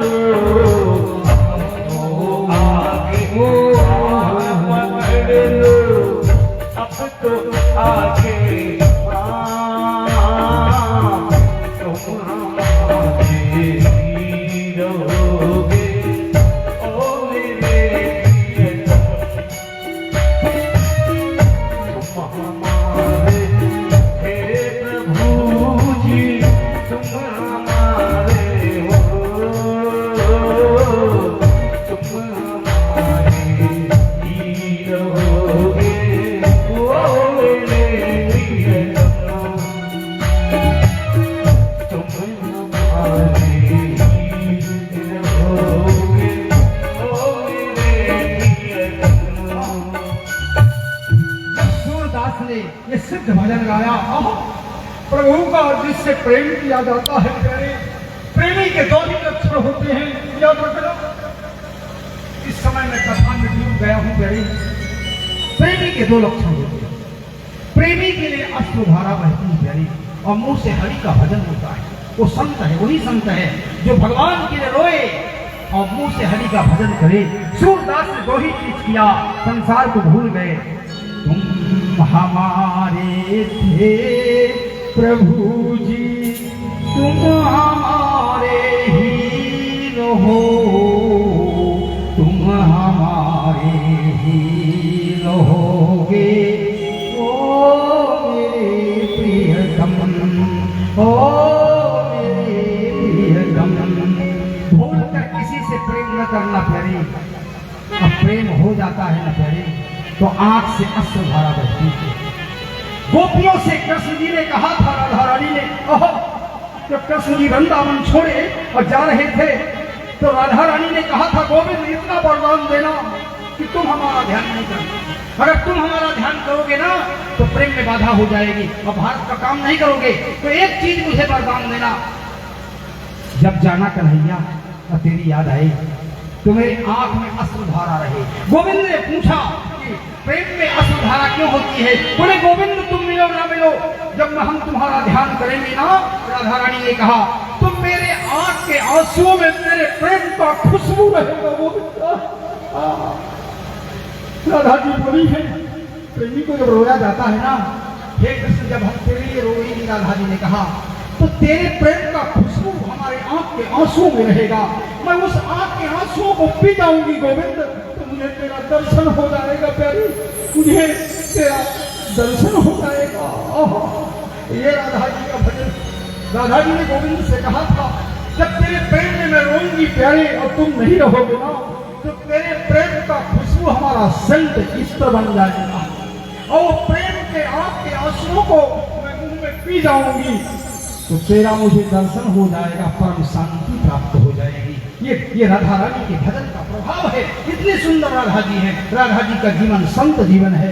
राधा जी का जीवन संत। नाथ जी रोने लगे तो संगम ने राधा जी के प्रेम को बताया, बंधुओं जो मेरी कथा ये ध्यान से समझेगा वो वृंदावन में निवास करता है। चाहे जहाँ कथा हो संत की, जब कथा में संत भाव डालता है तो जीवन में वृंदावन जीवन हो जाता है। हर व्यक्ति कथा कहता है, लेकिन संत जब कथा गाता है ना तो आंख के आंसू में डूब जाता है प्यारी। मैं जब तक कथा गाता हूँ प्यारी, जब मेरी आंख के आंसू चलते हैं तो मैं कृष्ण के दर्शन करता हूँ। ये मेरी कथा मेरी भगवती माँ कह रही है, माता रानी कहती है, जिसके बल पर मैं कथा गा रहा हूँ। मेरी कथा माता रानी कहती है प्यारे, मुझमें कोई औकात नहीं है, ये माँ की कृपा है, भगवती दुर्गा की कृपा है। मैं माता का उपासक हूँ। मेरे नाक पे सिंदूर लगा है, माँ जी का प्रसाद है। मेरा जो ये तिलक है राम है, और इधर का तिलक लक्ष्मण है, और बीच का तिलक सीता है, और नाक का तिलक माता रानी का प्रसाद है। अपन भगवती माँ की उपासक है, भगवती माँ के उपासक है। इसलिए आप ध्यान से कथा सुनिए। मेरी कथा जो सुन लेता है प्यारे वो समाधिस्थ हो जाता है। मेरी कथा से उठने की इच्छा नहीं होती तो संत बना है, क्योंकि मेरी इच्छा नहीं हो रही है, इसलिए मैं कथा में डूब जाता हूँ प्यारी। ये नारद जी को सनत कुमार ने सुनाया, भागवत में कथा आ रही है। यम विभ्र कनक कपिसा, भागवत का श्लोक है। बरहापीडं नटवर बपुः कर्णयोः कर्णिकारम्। क्या सुंदर श्लोक भागवत में है। बर्हापीडं नटवर्बपुः कर्णयोः वर्णिकारम् बिभ्रतासा कनककपिशं वैजयन्ती च माला। नारद जी ने सुना, नारद जी को श्रीमन नारायण तब से सिद्ध हुआ जब सुंदर कुमार से भागवत कथा सुना। अब नारद जी आए तो वृंदावन में प्रवेश किया तो वहां बंधु भक्ति माता जवान है और जो पुत्र हैं वो बूढ़े हो गए हैं। नारद जी ने कहा ये तुम्हारे साथ कौन है? तो भक्ति ने कहा ये मेरे पुत्र हैं और मैं जवान हो गई हूँ वृंदावन में आकर के। तो जब नारद जी ने कहा तो कृष्ण के ये तुम्हारे पुत्रों को मैं जवान कर दूंगा। तो नारद जी ने कौन सा मंत्र बोले कि उनके पुत्र जो वृंदावन में जवान हो रहे हैं। आज की कथा भक्ति और भगवान की कथा है, नारद भक्ति की कथा है। क्या बोले कान में जाकर, क्या बोले? कृष्णाय वासुदेवाय हरे परमात्मने नमः प्रणतक्लेशनाशाय गोविंदाय नमो नमः। कृष्णा, सब लोग बोलिए कृष्णाय वासुदेवाय, सब बोलिए कृष्णाय वासुदेवाय हरे परमात्मने नमः प्रणतक्लेशनाशाय गोविंदाय नमो नमः। एक बार सभा सुनाइए हरे नमः हरे नमः हरे नमः। ये बाबा नारद जी ने कान में सुनाया वृंदावन में। तो भक्ति के पुत्र जवान हो गए। भक्ति के दो पुत्र हैं, एक का नाम ज्ञान है, एक का नाम वैराग्य है। वो बूढ़े हो गए थे, लेकिन नारद जी ने जब कृष्ण भक्ति सुनाया तो दोनों जवान हो गए। और नारद जी ने भक्ति की स्थापना किया और छठाध्यायी की कथा रही है। धुंध महाराज आत्मदेव ब्राह्मण के पास में विद्या तो थी और धन था, लेकिन पुत्र नहीं था। इसलिए हरिद्वार में गए और गोमती नदी के किनारे गंगा संप्रास में बैठ गए। जान देने जा रहे थे मेरी औलाद नहीं है, मेरा दीपक बुझ जाएगा। जैसे ही कुंड में कूद जाऊंगा विचार किया, एक महात्मा वहां प्रकट हो गए। शंकर जी आ गए और पकड़ लिया हाथ। बोले क्या बात है?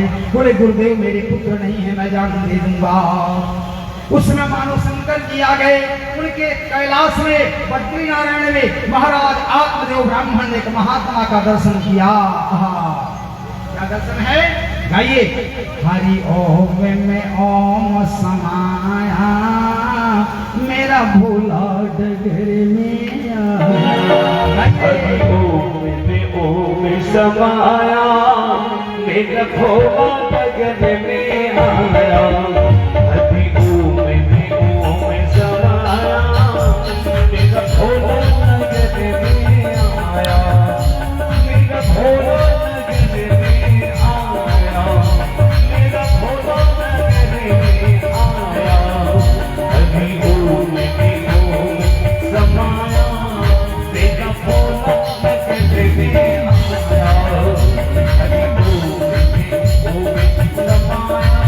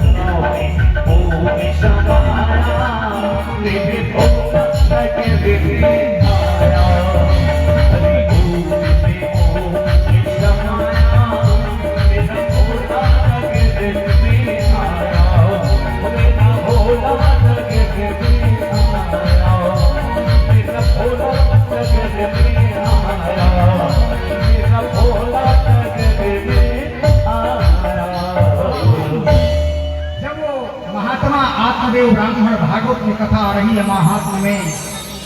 तो उस समय मानो कोई शंकर के स्वरूप में आया, एक फल दिया, बेटा फल पत्नी को दे देना।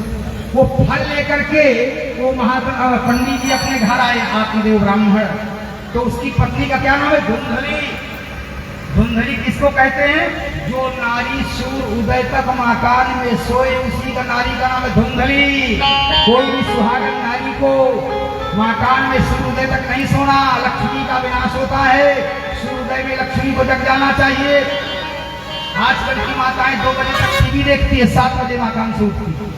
बच्चों की भी गलत आदत हो जाती है सूर्योदय के पहले उठना। धुंधली दिन भर सोती थी, रात में एक टाइम भोजन में उसका पति भी भोजन बनाता था, बड़ी आलसी है। फल ला करके नारी को दिया। नारी ने कहा अगर मैं फल खाऊंगी तो बच्चे की सेवा करना पड़ेगा, इसे फल नहीं खाऊंगी। तो अपनी बहन को बुलाया, उसका पति धनवान था, उसके बहन के बच्चा था गर्भ में। बोले तू ओपन मत करना, मैं इसको अपना बच्चा ओपन करूंगी। ये कह करके कुछ पैसा दे करके बहन को घर बुला लिया।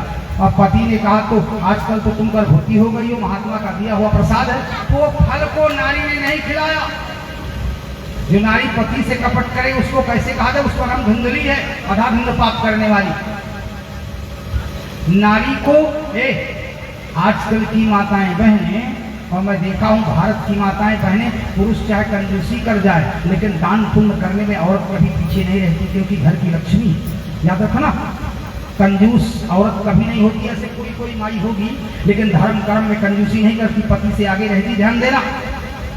मैं बड़ी हंसी की बात करता हूँ, एक कथा सुनाने गया था तो उसका पति बड़ा कंजूस, वो साड़ी पहन के बैठ गया। उसको पता था कि मेरी औरत पंडित जी को साड़ी दान करेगी। वो बोले महाराज धोती नहीं है मेरे पास, तो मैं साड़ी पहन के बैठा, क्योंकि वो सोचता था फोकट में पंडित जी साड़ी लेके चला जाए।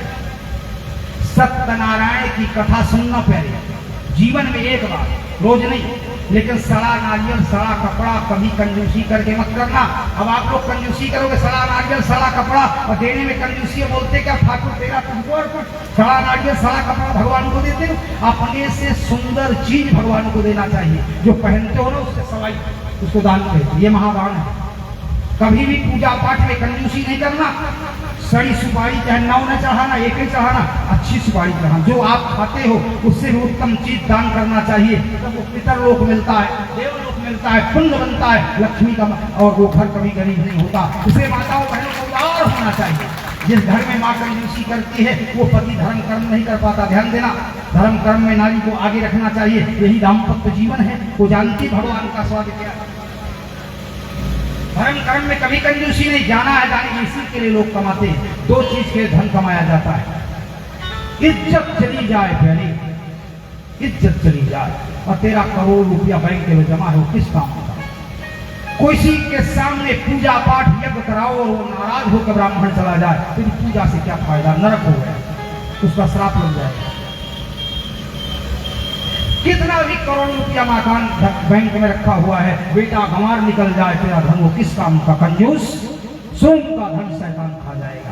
इसलिए धन किसलिए कमाया जाता है? इज्जत के लिए, पोजीशन के लिए, धन धर्म के लिए कमाया जाता है, बाकी चीज के लिए नहीं। इज्जत के लिए, धर्म के लिए धन कमाना चाहिए, और बाकी परमात्मा देने वाला है, तेरा भंडार भरता रहेगा। इज्जत के लिए, धर्म के लिए धन कमाना चाहिए, इसे कभी कंजूसी नहीं करना। अगर इज्जत गांव में लग जाए और पैसा लगना कितना भी लगा देना प्यारे, धन कमाया जा सकता है, लेकिन इज्जत चली गई तो वापस नहीं आएगी। ध्यान देना, इज्जत गई तो वापस नहीं आएगी, धर्म चला गया तो वापस नहीं आएगा, समाज के पापी हो जाओगे। उदार रहना चाहिए, यही गुरुवाणी है, यही सत्यवाणी है जीवन में। ध्यान देना, इन चीजों में कंजूसी नहीं करना। इज्जत के लिए धन कमाया जाता है प्यारे, इज्जत के लिए धन कमाया जाता है। फोकट में मत लुटाना, लेकिन धर्म में लुटा देना। हरिश्चंद्र ने परिवार को लुटा दिया है प्यारे, परिवार को लुटा दिया है। और जब बंधु हरिश्चंद्र काशी में बिक गए तो उनकी पत्नी सामने आई, रोहित मर गया, तो हरिश्चंद्र के आंख में आंसू गिर रहे थे। जब आंसू गिरे तो देवताओं ने कहा हरिश्चंद्र तुम्हारा शब्द चला गया, क्योंकि तुम पति और पत्नी के लिए रो रहे हो। तो हरिश्चंद्र ने उत्तर दिया, देवताओ, मैं पति पत्नी के लिए नहीं रो रहा हूँ, इतनी सुंदर मुझे पत्नी मिली है कि मेरे धर्म के लिए मेरी पत्नी कुर्बान हो रही है। मेरा बेटा जिसका पुत्र धर्म पिता के धर्म के लिए कुर्बान हो जाए उसको सपूत कहते हैं प्यारे। जो पिता के धर्म को बचाए। हरिश्चंद्र ने देवताओं से कहा मेरा बेटा इतना सुंदर है कि धर्म के पीछे पिता का धर्म न जाए, इसलिए मेरे बेटे ने जान दे दिया है। देवताओं, भारत में ऐसा बेटा होना चाहिए कि पिता का धर्म न जाने पाए, पिता के धर्म की रक्षा करे, उसे भारत का सपूत कहते हैं। वो भारत का सपूत है, मेरा बेटा रोहित सपूत है। मैं जान मेरे धर्म के लिए मेरे बेटे ने जान दे दिया है। देवताओं, जान दे दिया है। गृहस्थ जीवन में पुत्र ऐसा हो कि पिता को धर्म को बचाए, उसी का नाम सपूत है। जो पिता की इज्जत बचाए, जो पिता के धर्म को बचाए, उसी को सपूत कहते हैं। जो पिता के कर्म का निर्वाह करे वही भारत माता का सपूत है। तो मेरा बेटा मेरी इज्जत के लिए, ओहो मेरे धर्म के लिए मेरा बेटा कुर्बान हो गया है, पिता के कर्म के लिए कुर्बान हुआ है। हे देवताओं, मैं जिंदा हूँ, धर्म का संकल्प मैंने किया है, मौत मेरी होना चाहिए। मेरे बेटे ने कौन सा पाप किया है जो आज काशी के भूमि में। तुम वो देवताओं, मेरे बेटे ने कोई पाप नहीं किया है, मेरे धर्म को बचाया है, फिर भी तुम हंसी कर रहे हो। जब हरिश्चंद्र ने ऐसा उत्तर दिया तो भगवान को अच्छा नहीं लगा। स्वयं विष्णु भगवान प्रकट हो गए और रोहित को जिंदा कर दिया। तो धर्म की जड़ पाताल में होती है प्यारे। बेटा ऐसा नसीब, ऐसा खुशवान होना चाहिए कि पिता के कर्म के धर्म की रक्षा करे, उसे भारत का सपूत कहते हैं। उसे भारत का सपूत कहते हैं। जो पिता के धर्म की रक्षा करे वो भारत का सपूत है। जो भारत माता के धर्म की रक्षा करे वो भारत माता का सपूत है। जो मां सरस्वती की रक्षा करे, जो हिंदुस्तान का पुत्र वही है जो अपने देश के धर्म की रक्षा करे। जो जय श्री राम बोले वही भारत का सपूत है। जो जय श्री राम बोले वही भारत का सपूत है। जो जय श्री राम बोले वही भारत का सपूत है। ये नियम कहता है। कितना सुंदर भजन है। आज से सब लोग भजन करना। दशरथ राज दुलारी कब राम मिलेंगे। अभी मैं पवित्र मोक्ष के लिए गया था तो राम जन्मभूमि का दर्शन किया तो अयोध्या में यही मैं भजन गाया था। क्या? दशरथ राज दुलारी कब राम मिलेंगे। दशरथ राज दुलारे कब राम मिलेंगे। दशरथ राज दुलारे कब राम मिलेंगे। कब राम मिलेंगे। कब राम मिलेंगे। कब राम मिलेंगे। कब राम मिलेंगे। दशरथ राज दुलारे कब राम मिलेंगे। दशरथ राज दुलारे कब राम मिलेंगे। जग के असार सारे नहीं सूझत। जग के असार सारे नहीं सूझत। प्रिय चरण हमारे कब राम मिलेंगे। प्रिय चरण तुम्हारे कब खिलेंगे। दशरथ राज दुलारे कब राम मिलेंगे। सतत गाय गुण धन राघव। सतत गाय गुण धन राघव। तो प्राण आधार कब पाप भूले। सबके प्राण आधार कब पाप भूले। कब राम मिलेंगे। कब राम मिलेंगे। कब राम मिलेंगे। कब राम मिलेंगे। दशरथ राज दुलारे कब हृदय मिलेंगे। दशरथ राज दुलारे कब मिलेंगे। कब मानस सरोवर से गुरुवर। कब मानस सरोवर से गुरुवर। प्रिय चरण तुम्हारे बिंदु कमल खिलेंगे। प्रिय चरण तुम्हारे बिंदु कमल खिलेंगे। दशरथ राज दुलारे कब राम मिलेंगे। जगत आसान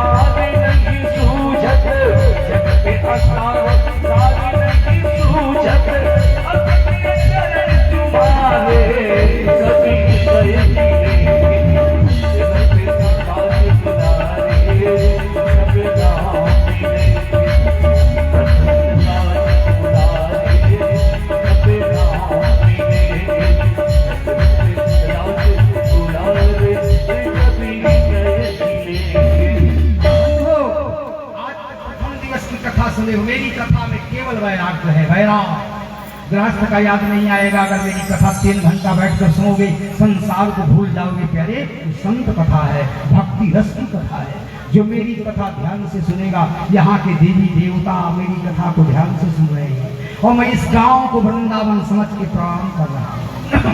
भागवत कथा है, अगर राम कथा होती तो अयोध्या होता, और भागवत कथा चल रही वृंदावन है। इसलिए जब मैं राम जन्मभूमि में पहुंचा तो यही भजन गाया था। मेरी आंख से राम को देखकर आंख से अश्रुधारा बही। प्यारे, मेरे राम बिना वतन के खड़े थे, आज मंदिर में है।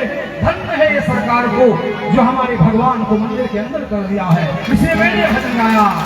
दशरथ राज दुलारे कब राम मिलेंगे, दशरथ राज दुलारे कब राम मिलेंगे। जगत असार सारे नहीं सूझतो, अति प्रिय चरण तुम्हारे। दशरथ ओ मेरे राघव, कोई तुम्हारी का लाभ आया और तुझे मंदिर के अंदर किया। धन्य हिंदुओं के सरकार, हिंदू के भगवान श्री राम, वो भारत माता की, भारत माता की जय श्री राम, जय जय राम, जय जय श्री राम। इसलिए महात्मा ने फल दिया, और फल दिया तो धुंधली ने खाया नहीं, जानवर को दे दिया, और अपनी बहन के लड़का को घोषित कर दिया कि ये लल्ला हुआ। महाराज गोकर्ण 10वें मास में गाय के शरीर से 3 चीज उत्पन्न हो रहे हैं। ध्यान देना, गाय को कभी जूठा मत देना, बकरी भैंसा को जूठा खिला देना, गाय को जूठा नहीं देना चाहिए, बड़ा दोष। चरही में चारा डालो शुद्ध। गाय माता पशु नहीं है, गाय माता भारत माता है। ध्यान दिलाइए, गाय माता भारत माता है, भारत माता का स्वरूप है गाय, कोई पशु नहीं है। गाय माता भारत माता, ध्यान देना। जब जब संकट आता है तो पृथ्वी गाय बन जाती है, इसलिए गाय भारत माता है। गाय कहाँ से उत्पन्न हुई है? गाय के शरीर से 3 चीज। गाय के जिह्वा से गायत्री उत्पन्न हुई। गायत्री माता कहाँ से हुई है? आप गायत्री का मंत्र बहुत जपा करते हो, लेकिन ये नहीं जानते गायत्री कहाँ से प्रकट हुई। दुर्गा महारानी भगवान विष्णु के श्वास से प्रकट हुई हैं, और कमल के फूल से निकली हैं, इसलिए लाल है। और माता गायत्री गाय के जिह्वा से प्रकट है, इसलिए इसको गायत्री कहा गया। गाय के जिह्वा से कौन प्रकट हुआ? आचार्य राम शर्मा आचार्य जी ने कहा, गाय माता के जिह्वा से गायत्री प्रकट है। गाय माता के जिह्वा से 4 वेद उत्पन्न हुए। गाय माता के कान से आज भारत माता का सपूत, जिसकी कथा में गाने जा रहा, गोकर्ण पैदा हुआ। गाय के कर्ण माने कान, गाय के कान से गोकर्ण हुआ। गाय के जिह्वा से गायत्री प्रकट हुई, और गाय माता के जिह्वा से 4 वेद प्रकट हुए। इसे गाय माता पशु नहीं है, गाय माता भारत माता है। ताली बजाइए, गाय भारत माता है। इसी के कारण से, क्योंकि धुंधली ने, आत्मदेव ब्राह्मण ने जो महात्मा से फल लिया, तो महात्मा ने कहा था तू किसी को खिला देगा पुत्र पैदा होगा, मनुष्य होगा। जानवर को भी खिला दिया तो उससे भी पुत्र हुआ। गाय के कान से भारत माता का सपूत, कृष्ण भगवान का भक्त, हरि कीर्तन गाने वाला गोकर्ण हो रहा है। गोकर्ण भगवान की उत्पत्ति इस कथा में हो रही है। बोलो गोकर्ण भगवान की जय। आज मैं कथा के महात्मा को 6 अध्याय बताया, 6वें अध्याय में चल रहा हूँ। गोकर्ण महाराज की उत्पत्ति हो रही है, गाय के कान से पैदा हुआ, ऐसा भारत में सपूत हुआ। बाजे बाजे रे बधैया मैया तोरे अंगना, मैया तोरे अंगना, मैया तोरे अंगना। बाजे बाजे रे बधैया मैया तोरे अंगना, बाजे बाजे रे बधैया मैया तोरे अंगना। तेरे अंगना ओ मैया तेरे अंगना, तेरे अंगना ओ मैया तेरे अंगना। बाजे बाजे रे बधैया मैया तेरे अंगना, बाजे बाजे रे बधैया ओ मैया तेरे अंगना। तेरे अंगना ओ मैया तेरे अंगना, तेरे अंगना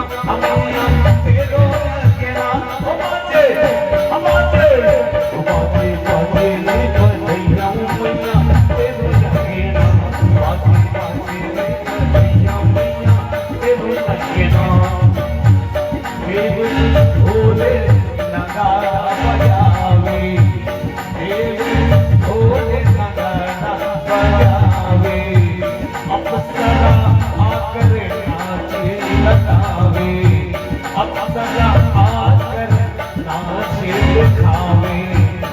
डोले डोले रे, डोले डोले रे, डगरिए मैया तेरो नगीना। बाजे बाजे रे बधैया मैया तेरो नगीना। हाँ तेरे नगीना मैया तेरे नगीना, तेरे नगीना मैया तेरो नगीना। बाजे बाजे रे बधैया, बाजे बाजे रे बधैया, बाजे बाजे रे बधैया मैया तेरे नगीना। बाजे बाजे रे बधैया मैया तेरे नगीना। बाजे बाजे रे बधैया मैया तेरे नगीना। बाजे बाजे रे बधैया मैया तेरे नगीना।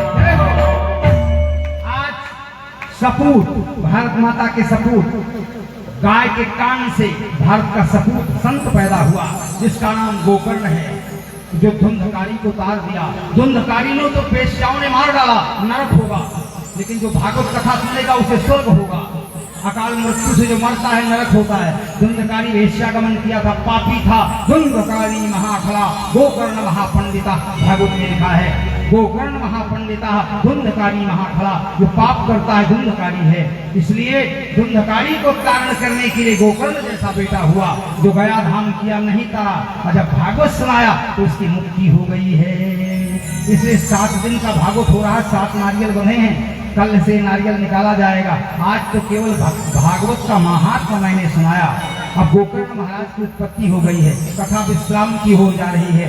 आज की कथा गोकर्ण तक सुनाई गई है, और कल की कथा महाभारत के 18 पर्व की कथा सुनाऊंगा। कल मैं भागवत कथा में प्रवेश करूंगा। आज तो मैंने भागवत का महात्मा बताया है, कल भागवत कथा के प्रथम स्कंध में प्रवेश करूंगा। भागवत कथा के 12 स्कंध हैं, और बिल्कुल कंठस्थ कथा बोलूंगा, क्योंकि मैं कथा पुस्तक देखकर नहीं बोलता। पुस्तक पंडित देखता है, लेकिन संत भगवंत का गुणगान करता है, मगन हो जाता है। कथा मैं नहीं कहता, मेरे दाहिने हाथ में कथा के समय भगवती विराजमान रहती हैं, वो कथा गा रही है। मैं तो केवल कथा सुनता हूँ, मेरी माँ कथा गा रही है। कथा में आनंद है प्यारे। कल समय से आप लोग उपस्थित हो जाइएगा। माताओं बहनों से निवेदन करता हूँ, ठन ठन गोपाल मत आया करो, फूल लाया करो, चावल लाया करो, आरती लाया करो, और अंत में सभी घर घर से आरती आना चाहिए। शाम के समय सबको आरती में सम्मिलित रहा करो, अंतिम आरती में। और सब लोग समय से आकर कथा का आनंद लीजिए, और समय से आकर सब अपने अपने घरों से आरती लेकर के ठाकुर जी की आरती अंत में किया करो, तब आनंद आएगा। और जिसको जो चढ़ोतरी चढ़ाना है चढ़ाएगा। और ध्यान देना, कल 2 बजे कथा प्रारंभ हो जाएगी। मैं गाँव वालों से निवेदन करता हूँ, मेहनत से कथा गा रहा हूँ, तो आप लोग कथा का आनंद लीजिए, सत्संग लीजिए। मैं कथा में लीन होकर कथा गाता हूँ प्यारे, मैं कथा में लीन हो जाता हूँ। मैं केवल माता रानी का दर्शन करते रहता हूँ। और जिसको मेरे से मिलना हो ना, वो सवेरे 9 बजे से 11 बजे तक मिल सकता है। बाकी समय हम अपने संयम और नियम में रहते हैं, तो आप 9 बजे से 11 बजे तक फूल लेकर के मिल सकते हो, अपना भविष्य जानने के लिए, दुख निवारण जानने के लिए। बाकी समय में, क्योंकि मैं फिर कथा में बिजी रहूंगा, तो सवेरे का समय है, उस समय आप मिल सकते हो। ये ध्यान रखना, दुख निवारण भविष्य जानने के लिए। और फिर बाकी समय कथा में लीन होकर कथा सुनो। मैं चाहता हूँ गांव वृंदावन हो जाए। विनोरा का अर्थ जानते क्या होता है? जहां विनती की जाए, अब विनती करते करते वो नतमस्तक हो जाए, उसको नाम है विनोरा। विनोरा की व्याख्या है, जहां भगवान की विनती सुनाते सुनाते लोग नम्र हो जाए, नम्रता पूर्वक हो जाए, सभ्य हो जाए, उस गांव का नाम विनोरा है।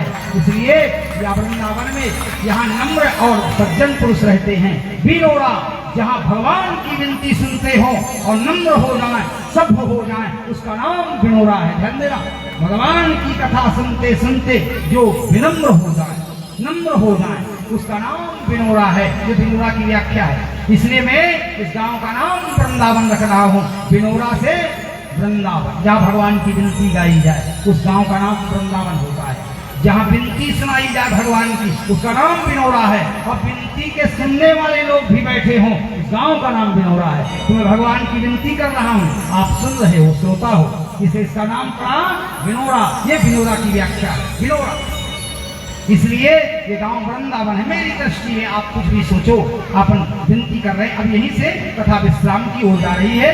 6 अध्याय कथा के पूरे हो गए। कल प्रथम स्कंध में प्रवेश करूंगा। भागवत कथा के 12 स्कंध हैं। अब आप कथा के बाद भजन करेंगे, तब कथा का आनंद होगा, फिर आरती होगी। सब बोलिए आरती बना लीजिए, आरती आरती बना लीजिए। राधे राधे श्याम राधे आरती बना राधे लीजिएगा। गोविंद राधे राधे राधे राधे राधे श्याम राधे राधे गोविंद राधे राधे राधे राधे राधे श्याम राधे राधे गोविंद राधे राधे।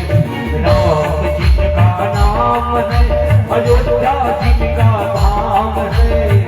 राम जिनका नाम है अयोध्या जिनका धाम है।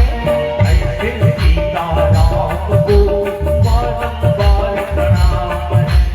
ऐसे भगवान को बारंबार प्रणाम है। सीत जिनका नाम है गोकुल जिनका धाम है। सीत जिनका नाम है वृंदावन जिनका नाम है। ऐसे राधे श्याम को बारंबार प्रणाम है। ऐसे भगवान को बारंबार प्रणाम है। शंकर जिनका नाम है कैलाश जिनका धाम है।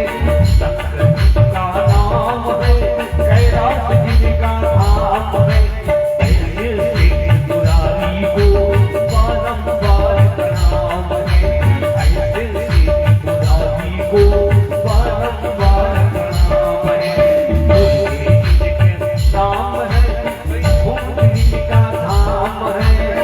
इंद्र जिनका नाम है पर्वत जिनके धाम है। ऐसे मां कल्याणी को बारंबार प्रणाम है। ऐसे मां कल्याणी को बारंबार प्रणाम। गोविंद पीरो है गोपाल पीरो है। गोविंद पीरो है गोपाल पीरो है। कृपा बिहारी नंदलाल पीरो है।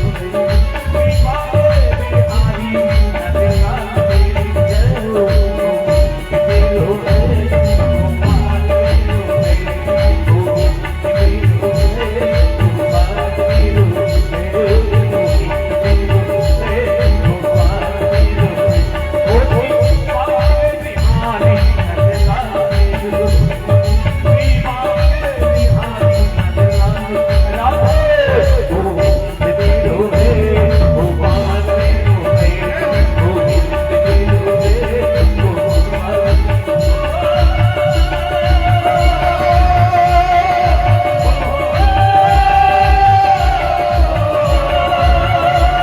गोविंद पीरो है गोपाल पीरो है। गोविंद पीरो है गोपाल पीरो है।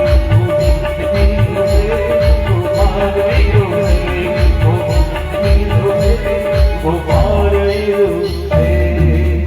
राधे राधे। देखिए, माताओं बहनें सामने बैठी रहती हो ना, कथा तो सुन रही हो, लेकिन गाल तुम्हारे एकदम मौन, जैसे गुस्सा में बैठी हो। जब मैं भजन गाया करूं तो जरा प्रसन्न रहा करो, चेहरे में मुस्कुराहट होना चाहिए। ये जो दुनिया की विपत्ति लेके आती हो ना, पंडाल के बाहर फेंक दिया करो। तो कथा सुनने आओ, प्रसन्न रहो, गोपी बनो।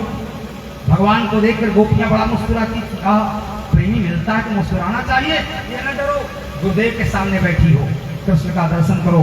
हमेशा कृष्ण भगवान की 16 कला में उत्तम कला है मुस्कुराते रहे। वो गाल फुलाए थोड़ी बैठा रहता है, मुस्कुराता है। तो कभी प्रेमी को देखकर जरा चेहरा में मुस्कुराना चाहिए। तो कोई घर की मारी आती है, कोई पति की हारी आती है, कोई हानि लाभ से रोती है, वो मंडप का दर्शन करती है। आइए, तो हानि लाभ बाहर छोड़ दीजिए, मुस्कुराते रहना चाहिए, चेहरे में मुस्कुराहट होना चाहिए। मैं 4 घंटे भी कथा गाता हूँ, मेरे चेहरे में मुस्कुराहट रहती है। मैं हरि का दर्शन करते रहता हूँ, और जो गाल फुलाकर कथा सुनता है मैं उससे बहुत डरता हूँ, क्योंकि उसका मन कथा में नहीं। हानिलाभ छोड़ देना, पति पत्नी छोड़ देना, संत बन जाओ भगवंत के सामने, गुरुदेव भगवान के चरणों में बैठकर कथा सुनो मुस्कुराते हुए। ये सौभाग्य है, बार बार इसका दर्शन नहीं मिलेगा। भागवत ज्ञान रूपी गंगा है, ये तन फिर मिले ना मिले, श्वासों का क्या भरोसा कहाँ रुक जाए, श्वासों का क्या भरोसा रुक जाए चलते चलते, दीपक का क्या भरोसा बुझ जाए जलते जलते, बुझ जाए जलते जलते, दीपक का क्या भरोसा बुझ जाए जलते जलते, श्वासों का क्या भरोसा हम जाए रहते रहते। क्या भरोसा है जीवन का, इसलिए मुस्कुराते हरि का भजन करना चाहिए। इस संसार में ना कोई किसी का पति है, न पत्नी है, न शादी है, न विवाह है, न धन है, ये सब झंझट है, झंझट है, माया में फंसाए रहा है, अपने से दूर करते जा रहा है। इसलिए घर में रहकर हरि तक पहुंचने की कोशिश करो। इसीलिए कथा गृहस्थ जीवन में सुनी जाती है, कुछ दूर तक मन शरीर पवित्र हो जाए। तीर्थ बनाकर कथा सुना करो, तीर्थ बनाकर, तो कथा सुनने में 7 दिन आनंद आएगा, 7 दिन और कोई संकट नहीं आएगा। इसे कथा का विराम दे रहा हूँ। आज की कथा माँ भगवती के चरण कमलों में समर्पित हो रही है। अंतिम भजन हुआ, अब आरती के लिए तैयार हो जाओ, खड़े हो जाओ सब लोग।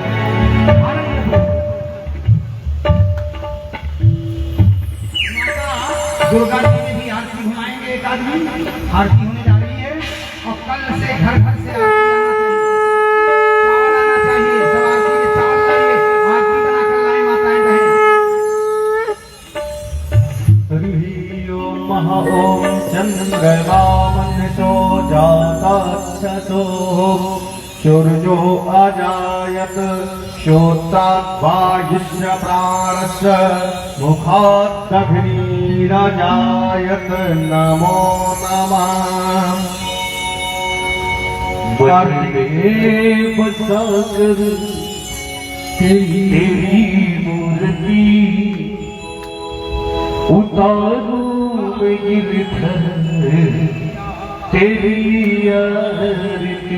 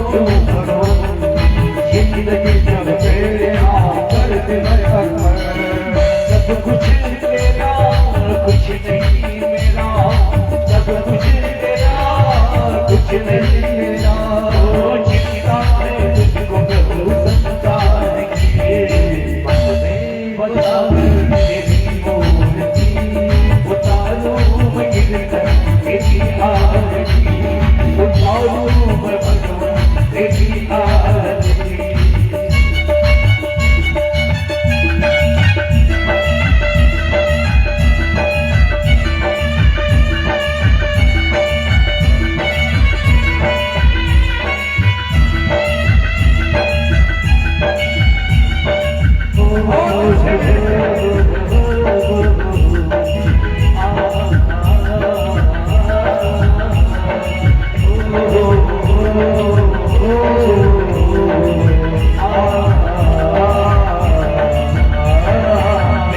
तेरी महिमा गाए सत